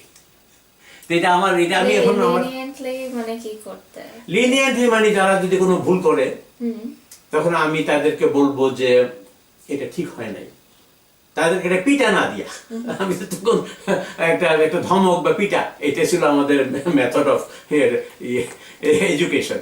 কিন্তু তাকে পিটা না দিয়ে তাকে বুঝে, I have to educate the children rather than frighten the children. এটা আমি একদম কনভিন্সড, আমি not only as a father but also as a teacher, as a professor, having taught thousands and thousands of students in 5 countries, যে একটা মানুষকে ভালো করতে হইলে, আমার বাচ্চাই হোক, আমার ছেলে মেয়েই হোক, বা আমার অন্যের ছেলে মেয়েই হোক, আমার স্টুডেন্ট হোক, তাদেরকে by discouraging, by frightening, it will lead them to worse path, কারণ তারা they will not follow me. তাদেরকে যদি আমরা চাই ভালো পথে আনতে, তাদেরকে we have to educate them rather than frighten them. এটা আমি 100% কনভিন্সড। এই জন্য আমি কোনো ছেলেকে বা মেয়েকে, আমার যে স্টুডেন্ট আছে এটা ভেরি হাই লেভেল, তারা সে তো বুঝে না, যা পড়াইলাম বুঝে না। আমি প্রথম লেকচারে আমি বলি you will not understand even 10% of what I am going to talk next 1 hour। তারা হাসি দিয়ে শুনতে থাকে। They are very mature student, তারা পিএইচডি মাস্টার্স, আমাদের কোনো আন্ডার গ্রাজুয়েট নাই আমাদের। তো তারপরে আমি বলি যে তোমাদের কয়েকটা গুণ থাকতে হবে, এবং আমি যেটা বলি তাদেরকে সবসময় বলি আমি এটার নাম দিচ্ছি 5 C's, the 5 words starting with C. প্রথম ওয়ার্ডটা হলো creativity. I encourage you creativity rather than memorizing, committing to memory and vomiting in the exam hall. It does not help your job life. Number one, you should be creative thinker, something different, something new. You have to think through it. Number two, critical judgment. You should not be cynical or you should not be biased. You should have a critical judgment. একটা জিনিস এটা ভালো এটা খারাপ, on balance this is it, এটাকে আমরা critical বলি. Number three, you should have the communicative ability. Communicative ability হলো you should be strong in English to convince your clients or persuade your clients by reasoning, argument, rather than shouting at them and being very angry with them, with your customers. এটা third C. C হলো তোমার হলো communicative ability. Fourth হলো constancy, যেটাকে persistence বলি। হ্যাঁ, persistence. যে কোনো জিনিস তোমার যখন আরম্ভ করবে, it will be difficult. It will not be easy. Anything difficult is good because it is a challenge in life. And if you can go through the challenge, you will have wonderful reward. And anything which is easy, everybody will read their study, you will not get the job. As আমি বলি যে কনস্ট্যান্সি এটা সাংঘাতিক important একটা quality, সেটাকে বলতে পারো persistence. The word should start with C. এটা বলতে পারো নাই, মানে বাচ্চাদেরকে পাঁচটার একটাও জানতাম না তখন। এই যে 5 C's বলতেছি একটাও জানতাম না তখন, খালি শাউটিং, তারপর রেজাল্ট খারাপ করলে you'll go to hell, you get out of my house, এই সমস্ত করছি। বাচ্চারা তো তখন কি করবো, কোথায় যাইবো। তারপরে রেজাল্টও ভালো হয়নি এই শাউটিংয়ে। আমি তো মনে করলাম কি হইলো, আমি তো এত ভালো ছাত্র, আমি এত খারাপ ছাত্র ছিলাম না, আমার বাচ্চাগুলিটা কি হইলো। তারপরে তারা যে কোনো লাভ হইতেছে তখন বুঝি নাই। হ্যাঁ, তারপরে এই শাউটিংটা যখন কমাই দিছি, তারপর আস্তে আস্তে ওই একটা জিনিস আমার বাচ্চাদের ছিল, যেটা আমারও ছিল। I was not brilliant, my children were not brilliant, but we were perseverant, we are persistent. এইটা আল্লাহর ফজলে আমার কাজ হয়েছে। আমরা we did not give up when something is difficult, we did not give up. এবং এইটা আমি এখন দেখতেছি বিভিন্ন sayings, all great people have said wonderful things. Persistence, I quote, persistence is half of genius. আবার ওই দিন পাইলাম, আমি এই সমস্ত এখন খুব পড়ি এই সমস্ত sayings গুলা। এখন একটা বলতেছে, a river cuts through a rock not because of its power but because of its persistence. কাজে আমি এখন বলতে চাই এইটুকু যে এই 5 C's এর মধ্যে আমি বললাম তো, প্রথম হলো তোমার ক্রিয়েটিভিটি, সেকেন্ড হলো ক্রিটিক্যাল জাজমেন্ট, থার্ড হলো কমিউনিকেটিভ এবিলিটি, ফোর্থ যেটা বললাম পারসিস্টেন্স। হ্যাঁ, এই প্রথম তিনটে কিন্তু নোবেল লরিয়েট অফ MIT আমেরিকারে বলছে, আমি ওখান থেকে কোট করছি। I have added 2 more C's. The fourth C is constancy, which is persistence, very important. When something is difficult, don't give up, just stick to it. It may take more time. একজন হয়তো 2 ঘন্টায় বুঝে, তুই হয়তো 2 দিনে বুঝবি বা 10 দিনে বুঝবি, but don't give up. যারা নাকি গিভ আপ করে না, they will finally succeed. এই হলো নাম্বার 4। নাম্বার 5 যেটা আমি মনে করি of all, most important of all, is confidence in your ability. Confidence in ability, এবং আমরা মুসলমান হিসেবে মনে করি confidence in Allah. তো মেইন জিনিস তো তুমি বলতেছো জাস্ট এনকারেজ করতে rather than put down করা, ওভাবে শেখাইতে বাচ্চাদেরকে। ওইটাই আমার মেইন জিনিস। To encourage, you can get the best potential of a children, of a child, or by encouraging the students. Now, it is not by frightening the children, not by dhamok, but by encouraging them and helping them to solve problems, because you are faced with challenges in life. এবং আমি বাচ্চাদেরকে, আমি স্টুডেন্টদেরকে এখন বলতেছি, any subject that you think easy is not going to give you a job, because it is not going to give you a good job, because there will be too many candidates for the same job. Anything that people do not like to go through, you should go through it, because the demand and supply of students for a particular job, there are 5 vacancies, only 1 student is available, because the subject was difficult. Everybody avoided it. So আমি যেন বলতেছি, your attitude should be like this. You should be highly motivated to know the unknown. Number 2, that should be supported by hard work. You have to put in hours. There is no shortcut to knowledge. Number 3, you should love challenges in life. Anything that is difficult, you should love it, because challenge is an opportunity. It will give you lasting reward. Anything that is easy will not last long. He will not get job. Anything that is difficult, that will last long, like a product. So my advice, to the younger generation is you should be motivated to know the unknown. You should be prepared to put in hard labor. Because only motivation will not be enough unless it is supported by long hours. আমি for the last 45 years, আমি যে জিনিসটা করি এখন তো এখনো তোমার দাদুমণি হয়তো পছন্দ করে না. I go to bed at 2 o'clock, 3 o'clock in the morning. I still work 75 hours a week. There is no shortcut in knowledge. Further up you go, you have to give hours. And number 3, you should love challenges in life. And this is my advice to younger generation. তাহলে ভাই তোমার সব এক্সপেরিয়েন্সের থেকে তোমার কি মনে করো একটা ভালো মেসেজ যে রাখতে পারে ইয়াঙ্গার জেনারেশন যারাও এখনো আছে যে রিলেভেন্ট হবে কি ওদেরকে অ্যাডভাইস দিতে পারে? ঠিকই করছো দাদা ভাই, এই প্রশ্নটা আমিও সবসময় খুঁজতেছিলাম সবসময় যে what is the final truth, what should you do? We are all looking for happiness in the life, in this world. এবং এই জিনিসটা আমার মনে হচ্ছে যে in summary আমি বলতে চাই, এটা আমি আমার আব্বার কাছ থেকে শিখছিলাম, আমার এই 45 years teaching life আমার একই জিনিস. What is needed is a balance between material, technological, scientific development on the one hand and moral and spiritual development on the other. That is Islam. আমি ইসলাম with my limited knowledge আমি যা বুঝতে পারছি ইসলাম, সেই ইসলামটা হলো is a code of life. What we are commanded by our Quran and Hadith is for our own benefit in this world and in the next.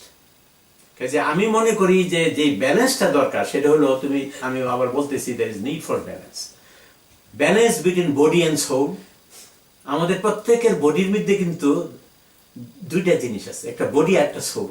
এই সোলটা যখন বের হয়ে যায় তখন within 24 hours the body decays, gets rotten, তাই না? কাজে we need to develop simultaneously the body and the soul. এই দুইটা যদি আমরা না করি, শুধু বডিকে ডেভেলপ করি, scientific and technological development, soul will decay. আর যদি শুধু সোল খালি দিনটা 24 ঘন্টা খালি আল্লাহ আল্লাহ করলাম, ফেরেশতার মতন খালি নামাজ পড়লাম, তো বডির হাঙ্গার, যে ফেরেশতাদের তো কোনো স্টমাক নাই, ফেরেশতাদের কোনো স্টমাক নাই, ফেরেশতারা তো নামাজ 24 ঘন্টা আল্লাহকে সাজদা দিয়ে পড়ে রয়েছে, কারণ ফেরেশতাদের কোনো স্টমাক নাই, they don't have to earn livelihood. কিন্তু আল্লাহ তাআলা তো আমাদের ফেরেশতার মতো করে নাই, ফেরেশতার তো কোনো স্টমাক নাই, আমাদের স্টমাকের জন্য we have to go and earn money in an honest way. আমাদের ব্যবসা যখন করবো আমরা অনেস্ট ওয়েতে করি কিনা, আমরা তখন চাকরি করি ঘুষ খাই কিনা, মানুষকে অত্যাচার করি কিনা, এগুলা পরীক্ষা হচ্ছে এই পেটের জন্য. এই পেট কিন্তু ফেরেশতার নাই, কাজে ফেরেশতার চাকরি না করলেও হবে. আর ফেরেশতার ভিতরে কোনো দেয়ার স্পিরিট, তাদের কোনো অ্যানিমেল ইনস্টিংক্ট নাই, কিন্তু আমাদের ভিতরে দিয়ে দিয়েছে আল্লাহ strong animal instinct. We are born like animals, আমি বলছিলাম. কাজে আমাদের ভিতরে অ্যানিমেল ইনস্টিংক্ট গুলো কি? কাম ভাব, কাম, ক্রোধ, লোভ, মোহ, মদ, বৈষম্য. আমাদের স্কুলে শিখেছে 6টা স্ট্রং রিপু. এই রিপুগুলা কিন্তু ফেরেশতার মধ্যে নাই. কাজে ফেরেশতা তো 24 ঘন্টা যে খালি সেজদা দিয়ে রইল, আল্লাহর পছন্দ হইল না. আল্লাহ দেখে যে সেজদা দিয়ে রয়েছে, এটার তো কোনো টেস্ট হচ্ছে না. এই জন্য মানুষ তৈরি করলো দুইটা জিনিস দিয়া, যেটা ফেরেশতার নাই. একটা হলো স্টমাক, মানুষ আর্ন করতে হবে, এবং দেখি যে গ্রিড থাকে কিনা তার ভিতরে, আর্ন করার সময় অনেস্টলি আর্ন করে বা নাকি. ওইদিনও এক হাদিস আমি পেলাম যে earning honestly your livelihood is next to ইমান. এখন যে সমস্ত ছেলে মেয়েরা আর্নিং করে না, they are escaping the test. যারা ফেরেশতার মতো খালি 24 ঘন্টা নামাজ রোজা পড়তেছে, তাদেরকে খাওয়াবে কে? তাদের পেটের খাওয়ার যে বন্দোবস্ত করবে সে বেঁচে যাবে, কারণ সে প্রডিউস করে তাকে খাওয়াইছে, আর সে যেহেতু নিজে প্রডিউস করে. কাজে আমাদের নিজেদের প্রডিউস করতে হবে, আর্ন করতে হবে. সেখানে we are being tested by Allah, কারণ এই আর্ন করতে we are actually very easily driven by all the animal instincts. যে একটু গ্রিড, অথবা একটু এই সমস্ত আমাদের আসবে. কাজে একটা জিনিস আমাদের মনে রাখতে হবে যে ব্যালেন্স যখন আমি বলতেছি, বডি ডেভেলপমেন্ট এন্ড সোলের ডেভেলপমেন্ট করতে হবে, এবং সেইটা is consistent with our real life. সেই রিয়েল লাইফের মধ্যে আমরা যদি আর্ন না করি, অন্য আর্ন করে দিব আমি খাবো বসে বসে, দিস ইজ ডিনাইড ইন ইসলাম. আমার নিজে আর্ন করতে হবে, কারণ আল্লাহ তাআলা আমাদেরকে পরীক্ষা করতেছে। এই দুনিয়াটা ইজ এ ট্রায়াল। হ্যাঁ, এখানে আমরা যদি আর্নিং না করি, we are not really being tested, কারণ we are escaping the test. 24 ঘন্টা যদি আমরা মসজিদে বসে থাকি, who will earn money for our stomach? আচ্ছা, আর সেকেন্ড যেটা হচ্ছে এনিম্যাল ইনস্টিংক্ট গুলো আল্লাহ তাআলা টেস্ট করতেছে, যে ঠিক আছে কোরআন হাদিস তো শরীরের বাইরে দিয়ে দিছে, আর বডির ভিতরে ব্লাডের মধ্যে দিয়ে দিছে ইবলিস। ইবলিস দিয়ে দিছে যে দেখি এই ছেলে মেয়েগুলো কিরকম করে। এনিম্যাল ইনস্টিংক্ট কে are they master over the animal instinct or they are slave to their flesh. এটা বিরাট পরীক্ষা। কাজেই আমার মনে আছে একটা হাদিস আছে, রাসূলুল্লাহ সাল্লাল্লাহু আলাইহি ওয়াসাল্লাম বিরাট যুদ্ধ করে আসলো, বুঝলা? সেই যুদ্ধটা রাসূলুল্লাহ জিতলো। উনি আয়েশা খুতবাতে আয়েশা বলল, আমি একটা ছোটখাটো যুদ্ধ করে আসলাম। সাহাবারা জিজ্ঞেস করলো, ছোটখাটো যুদ্ধ কোন, বড় যুদ্ধ কোনটা? বড় যুদ্ধ হলো within your body, within to fight against your নাফস।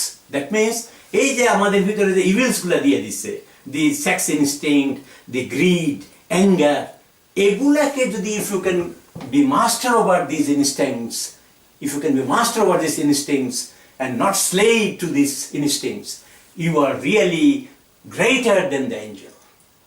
কাজে যারা নাকি এই বডিলি ইনস্টিংক্ট গুলাকে কন্ট্রোল করে অনেস্ট হইতে আর্ন করবে, দে আর সুপিরিয়র টু দ্য এঞ্জেলস। আর মানুষ যারা নাকি এঞ্জেল, অ্যানিমাল ইনস্টিংক্ট দ্বারা উইল বি ডমিনেটেড এবং they will be earning dishonestly and will be dominated by animal instinct, they can be worse than the animal. তো তোমার advice হইলো two তোমার animal instinct control করতে অন ওয়ান সাইড, আর আরেক সাইডটা কি বললে? দে আর্নিং অনেস্টলি। এবং এই জন্য আমি এখানে এখন একটু তোমাদেরকে বলতে চাই যে এটা কোরআন শরীফেও এটা বলতেছে সূরা জুমাতে। these are not my opinions, are based on the Holy Quran and Sunnah. আমি বলতেছি সূরা জুমা যারা জানে, সূরা জুমা তুমি পড়ো, সূরা জুমাতে ক্লিয়ারলি আল্লাহ বলতেছে এই ব্যালেন্সের কথা। শুধু খালি আল্লাহ 24 ঘন্টায় আমাদেরকে খালি সেজদা করতে বলতেছে, নো। আল্লাহ জানে যে আমাদের পেট আছে এবং আমাদের we are being tested, how we are earning our income. আল্লাহ জানে যে আমাদের এনিম্যাল ইনস্টিংক্ট দিয়ে দিয়েছে, যেটা ফেরেশতার নাই, এবং সেটারও টেস্ট হবে। সেটার টেস্ট কখন হবে? মসজিদে খালি একটা রুমের মধ্যে যাই লুকিয়ে থাকলে হবে না। তখন তো তুমি you are not facing the women and the man and others. তখন তুমি যখন রাস্তায় বের হও, তখন সূরা নূরে কি বলতেছে? সূরা নূরে তো প্রথমেই পুরুষকে বলতেছে পর্দা করার জন্য। সেই সেন্টেন্সটা তুমি পড়ো, সূরা নূরের মধ্যে আল্লাহ তাআলা বলতেছে, হে পুরুষ, যখন তুমি মেয়ে দেখো, কাস্ট ডাউন ইউর হেড। তারপর মেয়েদের সম্বন্ধে বলছে you cast down your head. আর দুটো এডিশনাল সেন্টেন্স আছে, সেটা হলো do not display your private parts and just you draw the veil up to your bosom. এগুলো এডিশনাল। কিন্তু পুরুষকে কিন্তু প্রথম আল্লাহ অর্ডার দিছে টু জাস্ট ডু পর্দা। তাতেই তুমি দেখো কি বলতেছে, আমি সামান্য জ্ঞানী, আমি বলতেছি I am not a priest. আমি দেখতেছি আল্লাহ তাআলা বলতেছে যে হে পুরুষ, যখন মেয়ে দেখো, তাহলে কি মেয়েরা যদি নিকাব পরে, this is my question to myself, মেয়েরা নিকাব পরলে তো I cannot see their face, I can see only two eyes which I cannot understand. আমার মেয়েকে আমি চিনতে পারি না। সৌদি আরবে যখন ছিলাম তখন আমি চিনতে পারি না আমার ছাত্ররা, সব মেয়ে। কারণ হলো মেয়েরা তো নিকাব পরলে কিছু বুক দেখা যায় না। আমার মেয়েকে আমি চিনতে পারি না, এটা আমার মেয়ে না কার মেয়ে। কারণ মেয়ে কিন্তু আমাকে ঠিক মতোই দেখতেছে, মেয়েটা আমাকে ঠিক মতোই দেখতেছে এই দুই চোখ দিয়ে, কিন্তু আমি তো দেখতে পাই। আল্লাহ তাআলা যে আমাদেরকে বলল সূরা নূরে, হে পুরুষ, যখন মেয়ে দেখো, তাহলে আল্লাহ কি মিন করছে যে মুখের যে কালো কাপড়টা যখন দেখো তো মাথাটার মতো করে ফেলো? Does it make any sense? আমার তো মনে হচ্ছে, with my limited knowledge, I am not a priest, আমার তো মনে হচ্ছে আল্লাহ তাআলা এখানে ক্লিয়ারলি বলতেছে, হে পুরুষ, তুমি মেয়েটাকে দেখো। মেয়েটাকে দেখো মানে মেয়েটার মুখটাকে যখন দেখো, তখন তুমি আবার কাম ভাব নিয়ে আর সেকেন্ড টাইম তাকাবে না, তখন you just cast down your head.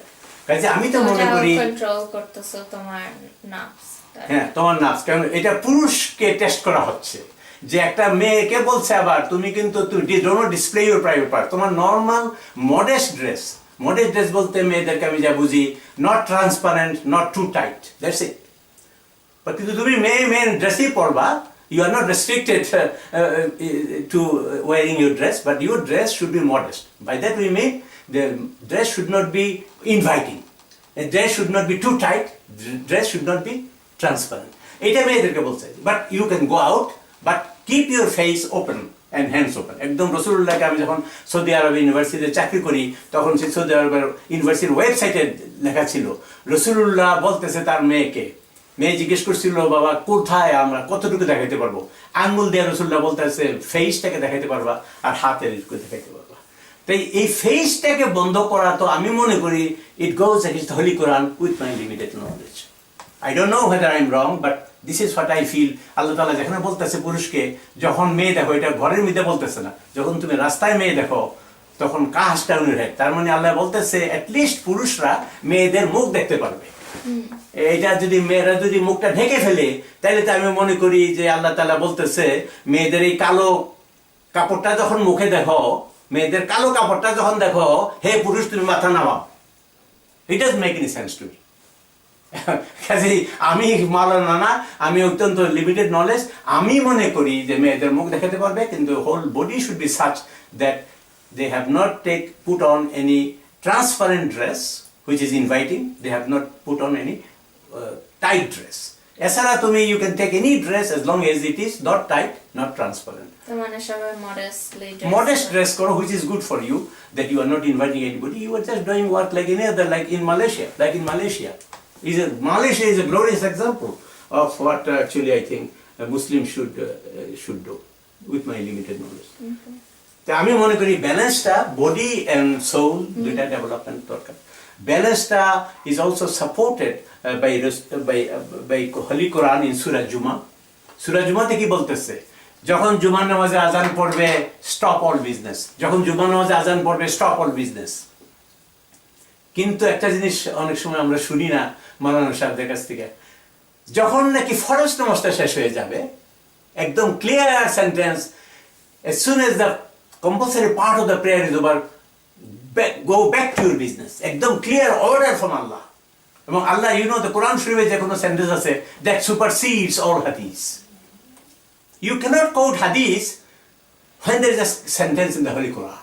You must be Allah bani, Allah, it is coming from Allah. And Rasulullah was a human being on whom the prophethood was revealed. Okay, he is a superior human being, but he is a human being. Rasulullah কে যে কথা বলবে সেটা হলো it is subservient to Quran. কাজে কোরআনে যদি কোনো sentence থাকে that supersedes all hadith, এবং সেখানে আল্লাহ তাআলা কি বলতেছে দুনিয়া সম্বন্ধে, দুনিয়াতে বলতেছে, নামাজ সম্বন্ধে বলতেছে, জুমার নামাজ যখন আজানটা করবে স্টপ ইউর বিজনেস। হ্যাঁ, তারপরে বলতেছে ফরজ নামাজটা যখন শেষ হয়, এটা আজকাল সৌদি আরবে দেখছি ফরজ নামাজটা শুধু পড়ে, then disperse, go back to seek your livelihood. তার মানে earning your day-to-day life, earning your income honestly is as important as salat. কারণ না হলে আল্লাহ তাআলা এটা বলতো না যে ফরজ নামাজটা শেষ হইলে গো ব্যাক টু ইউর বিজনেস। একদম এটা ক্লিয়ার সূরা জুমাতে আছে। কাজে আল্লাহ তাআলা এখনো আমাদের কি বলতেছে, there is need for religion. নামাজের সময় যখন আসবে, যখন 5-10 মিনিটের জন্য you should say Allahu Akbar, I bow down to you, you are my Lord. Okay, and that wants that allegiance. On time. কিন্তু যখন যে নামাজ আসবে, তোমার 5 minute 10 minute, you are being tested. তোমার বিভিন্ন রকমের কাজ আছে, তোমার দৌড়াদৌড়ি আছে, মাদার ছেলে মেয়ে সব অসুস্থ হয়ে গেছে, হাসপাতাল দৌড়াইতে হইব, জোহরের নামাজ রাখতে হয়ে গেল, আসর রাখতে হয়ে গেল। এটা very difficult. You are being tested if you are involved in the day-to-day life in this world. Day-to-day life is as important as salat. কারণ পৃথিবীতে যত কাজ করতেছো তোমাকে স্টমাক দিছে আল্লাহ, ফেরেশতার মতো আনলাইক ফেরেশতা তোমাকে স্টমাক দিছে, তোমাকে আনলাইক ফেরেশতা তোমাকে রেডিমেড ইনস্টিংক্ট দিছে। You have to be tested by Allah, এবং সেই টেস্ট হবে না if you escape the test, but I will not do any job, I will not do any business because I may commit some sin. আমি কোনো নামাজ রোজা নিয়ে থাকবো মসজিদে 24 ঘন্টা থাকবো, বা ঘরের মধ্যে খালি একটা রুমের মধ্যে নামাজ পড়বো 24 ঘন্টা, then you are escaping the test. তুমি নর্মাল লাইফ লিড করবা, বাজারে যাইবা, তুমি সবার সঙ্গে চাকরি করবা, প্রত্যেক সেকেন্ডে তুমি কি চিন্তা করতেছো এটাও কিন্তু আল্লাহ কোরআন কিয়ামতের দিন এটাই বলতেছে। একদম ক্লিয়ারলি হাদিসে আছে, তোমার যে হাদিসটা আমরা সৌদি আরবেও দেখছি সবসময় বলে, যে হলো আল বুখারি এন্ড আল মুসলিম, সেখানে ক্লিয়ারলি আছে on the day of judgement you will be judged not even by your actions but by the intention behind your action. কাজে আমি যখন রাস্তায় বের হই আর একটা মেয়ে লোক দেখি, তখন আমি কি মনের ভিতরে চিন্তা করতেছি, that has been recorded. On the day of judgment, Allah will put forward that this is what you were thinking when you saw a woman. একটা মেয়ে যখন যায় রাস্তায় তখন নিকাব পড়ুক আর যাই পড়ুক সে তো দুই চোখ দিয়ে it is an advantage for her to look through for hours if she is really not following Quran. তো এইগুলা তো আমি বলতেছি যদি রিয়েলি আল্লাহকে ভয় করো যেটাকে বলা হয় আরবিতে তাকওয়া আমাদের রিয়েল টেস্ট শুধু not only what we are doing but what you are thinking এটা সূরাতে আছে হুয়াল্লাহুল্লাযী লা ইলাহা ইল্লা হুয়া আলিমুল গায়বি ওয়াশ শাহাদাতি ওয়া রহমানুর রহিম হ্যাঁ কোরআন শরীফের কথা যা তুমি গায়েব করো গায়েব মানে যা তুমি লুকাইতেছো গোপন করতেছো আর যা তুমি বলতেছো প্রকাশ করতেছো all are known to you. So on the day of judgment will be judged what not only what actions we are doing but what were the intentions niyat what was the intentions behind that. That means what is important is taqwa. As I understand with my limited knowledge, religion is stressing taqwa. Taqwa means fear of God. Okay? Fear of God ta oi khali mosjide gelam ar aslam na. Allah knows every second what you are thinking. এখন যদি really আল্লাহকে ভয় করি যখন আমি রাস্তাতে একটা মেয়ে দেখতেছি একটা পুরুষ হিসেবে রাস্তায় একটা মেয়ে দেখতেছি তখন আমার ফাদার মাদার কেউ তো দেখতেছে না কিন্তু আমি যদি আল্লাহকে ভয় করি যে আমি যদি খারাপ দৃষ্টিতে কাম ভাব নিয়ে মেয়েদের দিকে তাকাই আল্লাহ কিন্তু লিখে ফেলছে কাজে এই ভয়টা যদি ছেলে এবং মেয়ের থাকে in darkness and in light in secluded place and in public places যে whatever actions I am doing whatever I am thinking is being recorded will be revealed to me on the day of judgment then you cannot be bad because আমি personally মনে করি a balance is সাংঘাতিক important the material development on the one hand moral development on the other hand may I just finish my talk with one thing যে আমি যেটা একটা জিনিস আমি বলতে চাই রাসূলুল্লাহর জীবন দিয়ে আমি বলতে চাই হি মেইনটেইন ব্যালেন্স কোরআন শরীফে একদিকে বলছে তোমার সূরা জুমাতে ব্যালেন্স এবং রাসূলুল্লাহর জীবনটা দেখলে আমার মনে হয় ব্যালেন্স রাসূলুল্লাহ কি সারা দিন খালি নামাজ রোজা নিয়ে ব্যস্ত ছিল নাকি তোমার কি মনে হয় রাসূলুল্লাহ সারা জীবন এই যে সারা দিন রাত সমস্ত কাজ বাদ দিয়ে খালি নামাজ রোজা পড়তে অনেকে বলতেছে যে আল্লাহ তাআলা আমাদের সব সূরা পড়লে খাওয়া টাওয়া সবাই নিয়ে দিবে অন্য মানুষ এটা খাওয়া দিবে অনেক দেখলে আমাদের ফ্যামিলিতে এরকম আছে একদম লেখা কাজটা সব বাদ দিয়ে দিছে কোনো রকমের চাকরি করে না তারপরে কি কে তোমায় খাওয়াবে আল্লাহ খাওয়াবো আল্লাহ তো আরেকটা ভাইয়ে তখন খাওয়াইতেছে আরেকটা ভাইয়ে খাওয়াইতেছে এটাও বলে আল্লাহ তারা বলতেছে কিন্তু রাসূলুল্লাহর জীবনটা দেখলে এটা তো নোবডি ক্যান ডিনাই রাসূলুল্লাহর জীবনটা কি দেখি দাদা ভাই রাসূলুল্লাহকে দেখতে পাই আমরা আমি যখন বিএতে পড়ি তখন আমার সাবসিডিয়ারি ছিল তোমার হিস্ট্রি এন্ড পলিটিক্যাল সায়েন্স হিস্ট্রির মধ্যে আমি ইন্ডিয়ান হিস্ট্রি ওয়ার্ল্ড হিস্ট্রি আরেকটা ছিল ইসলামিক হিস্ট্রি ইসলামিক হিস্ট্রির মধ্যে আমাদের প্রথম কোশ্চেনটা আমার এখনো মনে আছে 1957 এর কোশ্চেন আমার 60 বছর পরের প্রশ্ন মনে আছে first question Islamic history examine the role of the prophet peace be upon him as the commander in chief of the armed forces comma as the president of Medina comma as the social reformer comma as imam in the mosque unquote কি এখানে বলতেছে দাদা ভাই রাসূলুল্লাহ কি সারা দিন খালি ওই খালি নামাজ রোজা নিয়ে ব্যস্ত ছিল উনি তো রাতে নফল নামাজ পড়তো জিকির করতো দিনের বেলা এই যে একটা ডিউটি করলেই তো সারা দিন সময় পাওয়া যাবে না he was not an ordinary soldier he was the commander in chief of the armed forces কতগুলো যুদ্ধ ওনার করতে হয়েছে বদর উহুদ খন্দক আরো কত বড় বড় বড় যুদ্ধ করতে হয়েছে উনি নামাজ ক্ষেত্রে in the battle ground he was praying বুঝছো he was the commander in chief of armed forces তারপরে দেখতে পাই তাকে as the president of Medina giving one of the best constitution in the then world হ্যাঁ সে কখন সে 7th century 600 সেই 6th সেঞ্চুরির কথা বলতেছে 6-7 সেঞ্চুরির কথা বলতেছে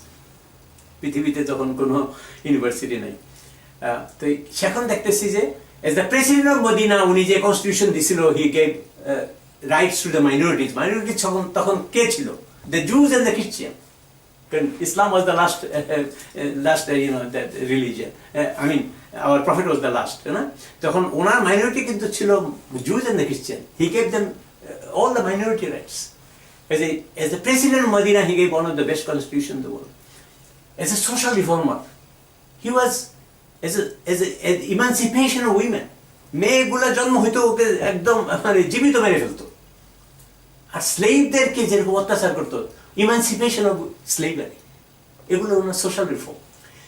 এত কাজ করে যখন জোহরের রক্ত হইতো, আসর রক্ত হইতো দিনের বেলা, হি ইজ ইমাম ইন দ্য মস্ক। কাজেই দাদা তুমি দেখো না, দাদা ভাই উনি সারা রাত্র জিকির করতো, হয়তো কিছু ঘুমাইতো কয়েক ঘন্টা, কিন্তু বেশ তাহাজ্জুদের নামাজও পড়তো, সব নামাজই পড়তো, কিন্তু দিনের বেলা তো ওনাকে জোহর নামাজ আর আসর নামাজের ইমামতি 5-10 মিনিট ছাড়া ওনার সবাই কোথায়? Can you be commander-in-chief of the armed forces? Can you be president of a country? Can you be a social reformer? And then also in the daytime you have time? একটা কাজ করলে তো সারাদিন আর কাজ করার উপায় নেই, আর কোনো সময় নেই। কাজে আমি বলতে চাই রাসূলুল্লাহর জীবনটাকে ফলো করো।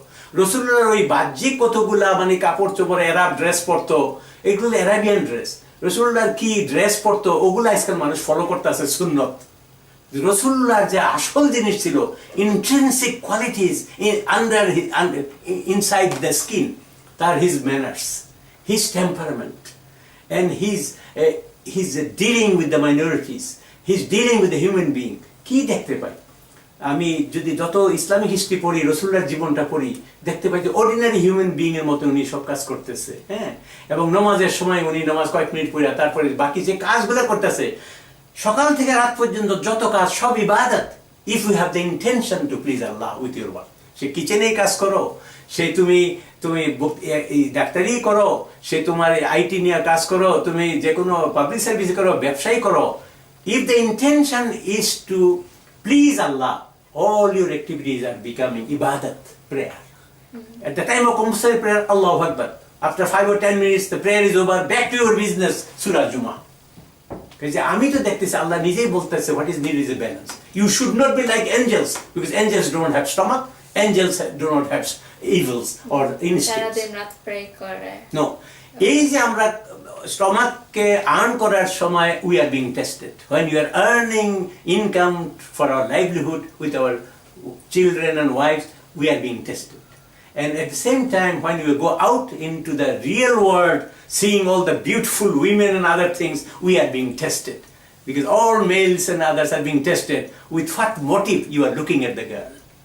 If you have that sort of animal instinct, at that time, Allah will say on the day of judgment that on that moment you are looking at the woman with some, calm bhav যেটাকে আমরা বলি।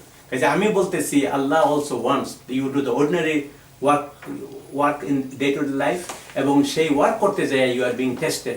You do not have to pray 24 hours. That is not the purpose of human being. এটা আমাদেরকে test করতে দিতে হবে।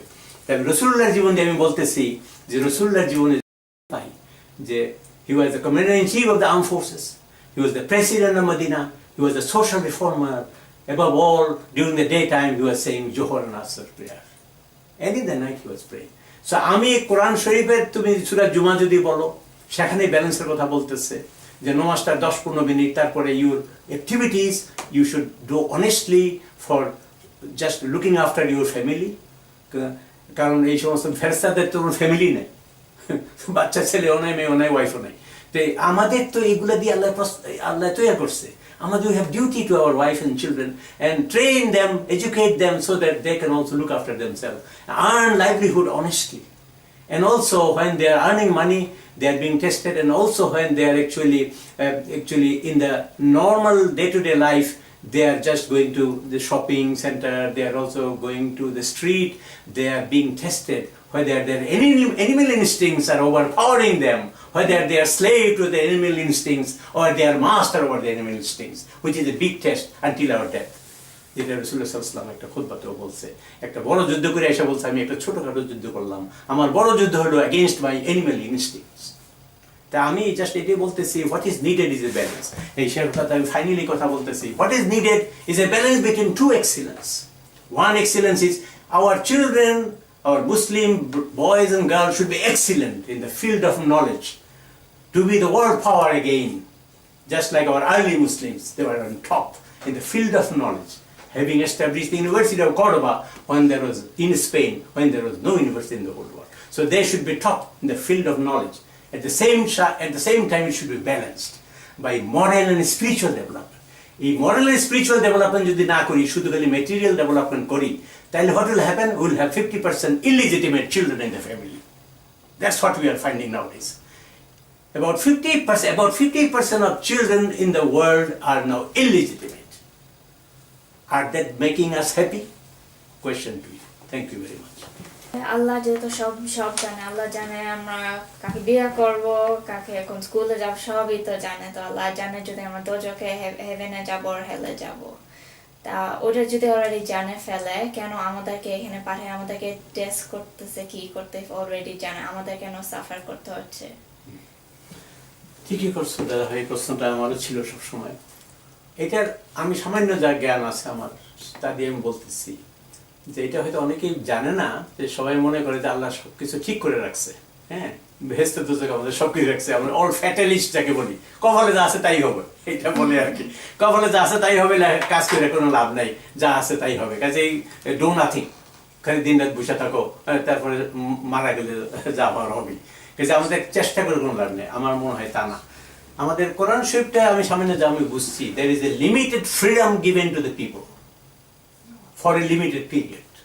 আল্লাহ ইচ্ছা করলে তোমার, আমরা সবসময় জানি যে গাছের পাতা লড়ে না আল্লাহর হুকুম ছাড়া, কিন্তু আল্লাহ আবার মানুষকে টেস্ট করবে। আল্লাহ কিন্তু সবকিছু ডিটারমিন করে দেয় না। যেমন ধরো কোরআন শরীফের মধ্যে সেন্টেন্স আছে যে আমি কোনো জাতিকে বা কোনো মানুষকে আমি খারাপ পথে নেব না until they change their own direction. সে সব জানে না। না, সে জানে সবকিছু, কিন্তু আমাদেরকে কিছু পরে লিমিটেড পিরিয়ড ফ্রিডম দিয়ে দিচ্ছে। তোমার যা খুশি তা করতে পারো। That freedom is allowed. It is also allowed in Christian. I had a talk with the bishop and they said আমাকে জিজ্ঞেস করছিল, মনসুর, আমি যখন অস্ট্রেলিয়াতে আমি ইউনিভার্সিটিতে পড়াচ্ছিলাম, যে Mansur, in your religion is there a limited freedom? I said yes, it is.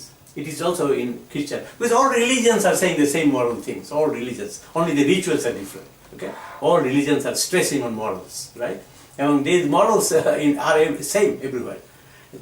ওখানে আমি যেটা বলতে চাই তোমার এই প্রশ্নের উত্তরে, যে হ্যাঁ, আল্লাহ তাআলা সবকিছু ডিটারমিন করে দেয় নাই। আল্লাহ একটা লিমিটেড পিরিয়ড জন্য আমাদেরকে যা খুশি তাই করতে দিচ্ছে। Allah will not dictate those limited period. সেই লিমিটেড পিরিয়ডে you can go against Allah, তোমার যা খুশি তা করতে পারো। সেই লিমিটেড পিরিয়ডে তোমাকে কি দিচ্ছে? তোমাকে কোরআন শরীফ দিয়ে দিচ্ছে, হাদিস দিয়ে দিচ্ছে, বলতেছে এই সমস্ত খারাপ কাজ করো না। কিন্তু Allah is not making it compulsory যে তোমার এই কোরআনে যা বলছে তা করো। আল্লাহ কইতেছে কোরআন দিলাম, হাদিস দিলাম, আর তোমার এনিমেল ইনস্টিংক্ট গুলাকে কিন্তু বডির ভিতর দিয়ে দিস। এই যে আমরা এই যে হজ করতে যাই, আর ওখানে যে আমরা যে ওই যে আমরা ইট মারি, হ্যাঁ, বড় শয়তান, মধ্যম শয়তান, ছোট শয়তান, এগুলোকে ইট মারতেছে। এবার গতবারও যে গেছিলাম তাই দেখলাম ইট মারতেছে তারা। তারপরে আইসা কি কাকে ইট মারতেছে? বড় শয়তান রে, ইবলিস রে, হ্যাঁ, বড় শয়তান রে, মধ্যম শয়তান আর ছোট শয়তান রে। ইট কিন্তু এই শয়তানরে মারা হচ্ছে না, ইট মারা হচ্ছে the evils, the animal instinct inside your body. You should cleanse your heart. তোমার ভিতরে যে আল্লাহ তাআলা অ্যানিমাল ইনস্টিংক্ট গুলো দিয়ে দিয়েছে, এগুলাকে ইট মারো।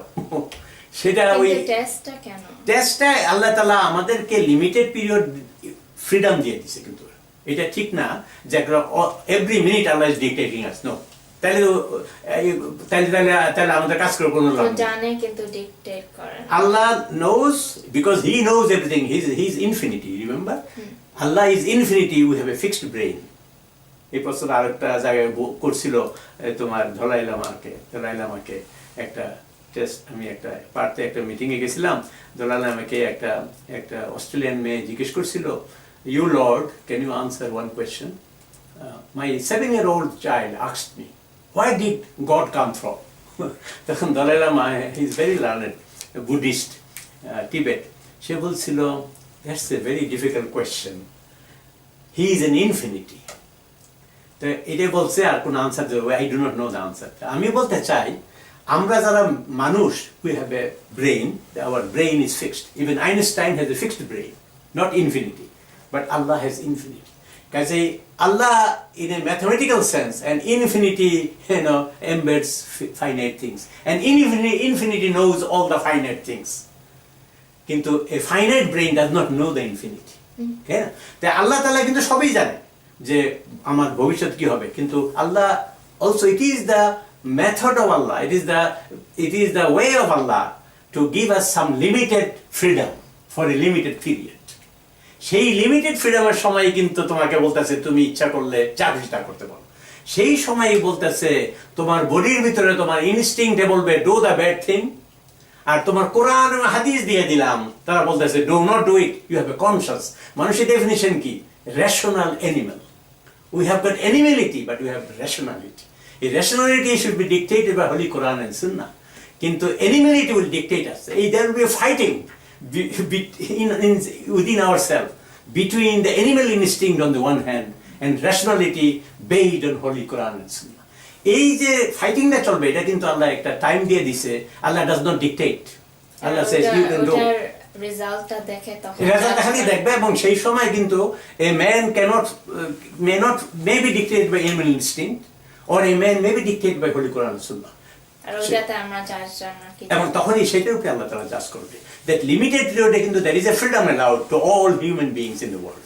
সেই লিমিটেড পিরিয়ডের সময় you have the right to do you may be dictated by animal instinct or you may be dictated by, so which will overpower what? Is our Quran and Hadith will overpower the animal instinct, or animal instinct will overpower the Quran Sunnah? It is the test. Thank you দাদা ভাই। আমি জানি তুমি জীবনে কোনো interview করো নাই, আর এটা একটা বিগ জিনিস তোমার জন্য, আর আমাদের স্পেশাল রিকোয়েস্টের জন্য করেছো। তো থ্যাংক ইউ ফর তোমার নলেজ শেয়ার করা, তোমার সব এক্সপিরিয়েন্স। থ্যাংক ইউ দাদা ভাই। আমি জীবনে প্রথম I face the camera, I face the interview, কারণ আমি normally as a intellectual we are camera shy, we do not like to be in the limelight. কিন্তু এখন এখানের অনেকে আমাকে রিকোয়েস্ট করছে, insisted on my an interview. I thought I am not competent to talk about all these difficult questions, কিন্তু with my limited knowledge of Islam, with my limited knowledge of the world, I am only in finance and economics, my expertise for the last 45 years. কিন্তু আমি যে সমস্ত কথা বললাম, আমি সামান্য কিছু যা জানি ধর্ম সম্বন্ধে আমি বলছি। I may be wrong, one may not accept what I am saying, কিন্তু I am sharing this limited knowledge with you. Please correct me if I am wrong, but I think there is something we can all share. We all want happiness of everybody, and সেই জন্য আমি কিছু বললাম। আমার কোনো ভুল ত্রুটি হয়ে থাকলে I seek forgiveness, এবং আশা করি ইনশাআল্লাহ it will be good for the younger generation. Thank you. আমাকে এই অপরচুনিটি তোমরা দিলা কথা বলার, it's a great privilege for me. Thank you. তোমাকেও থ্যাংক ইউ দাদা ভাই, সুস্থ থাকতে ভালো। Thank you. May Allah protect you all.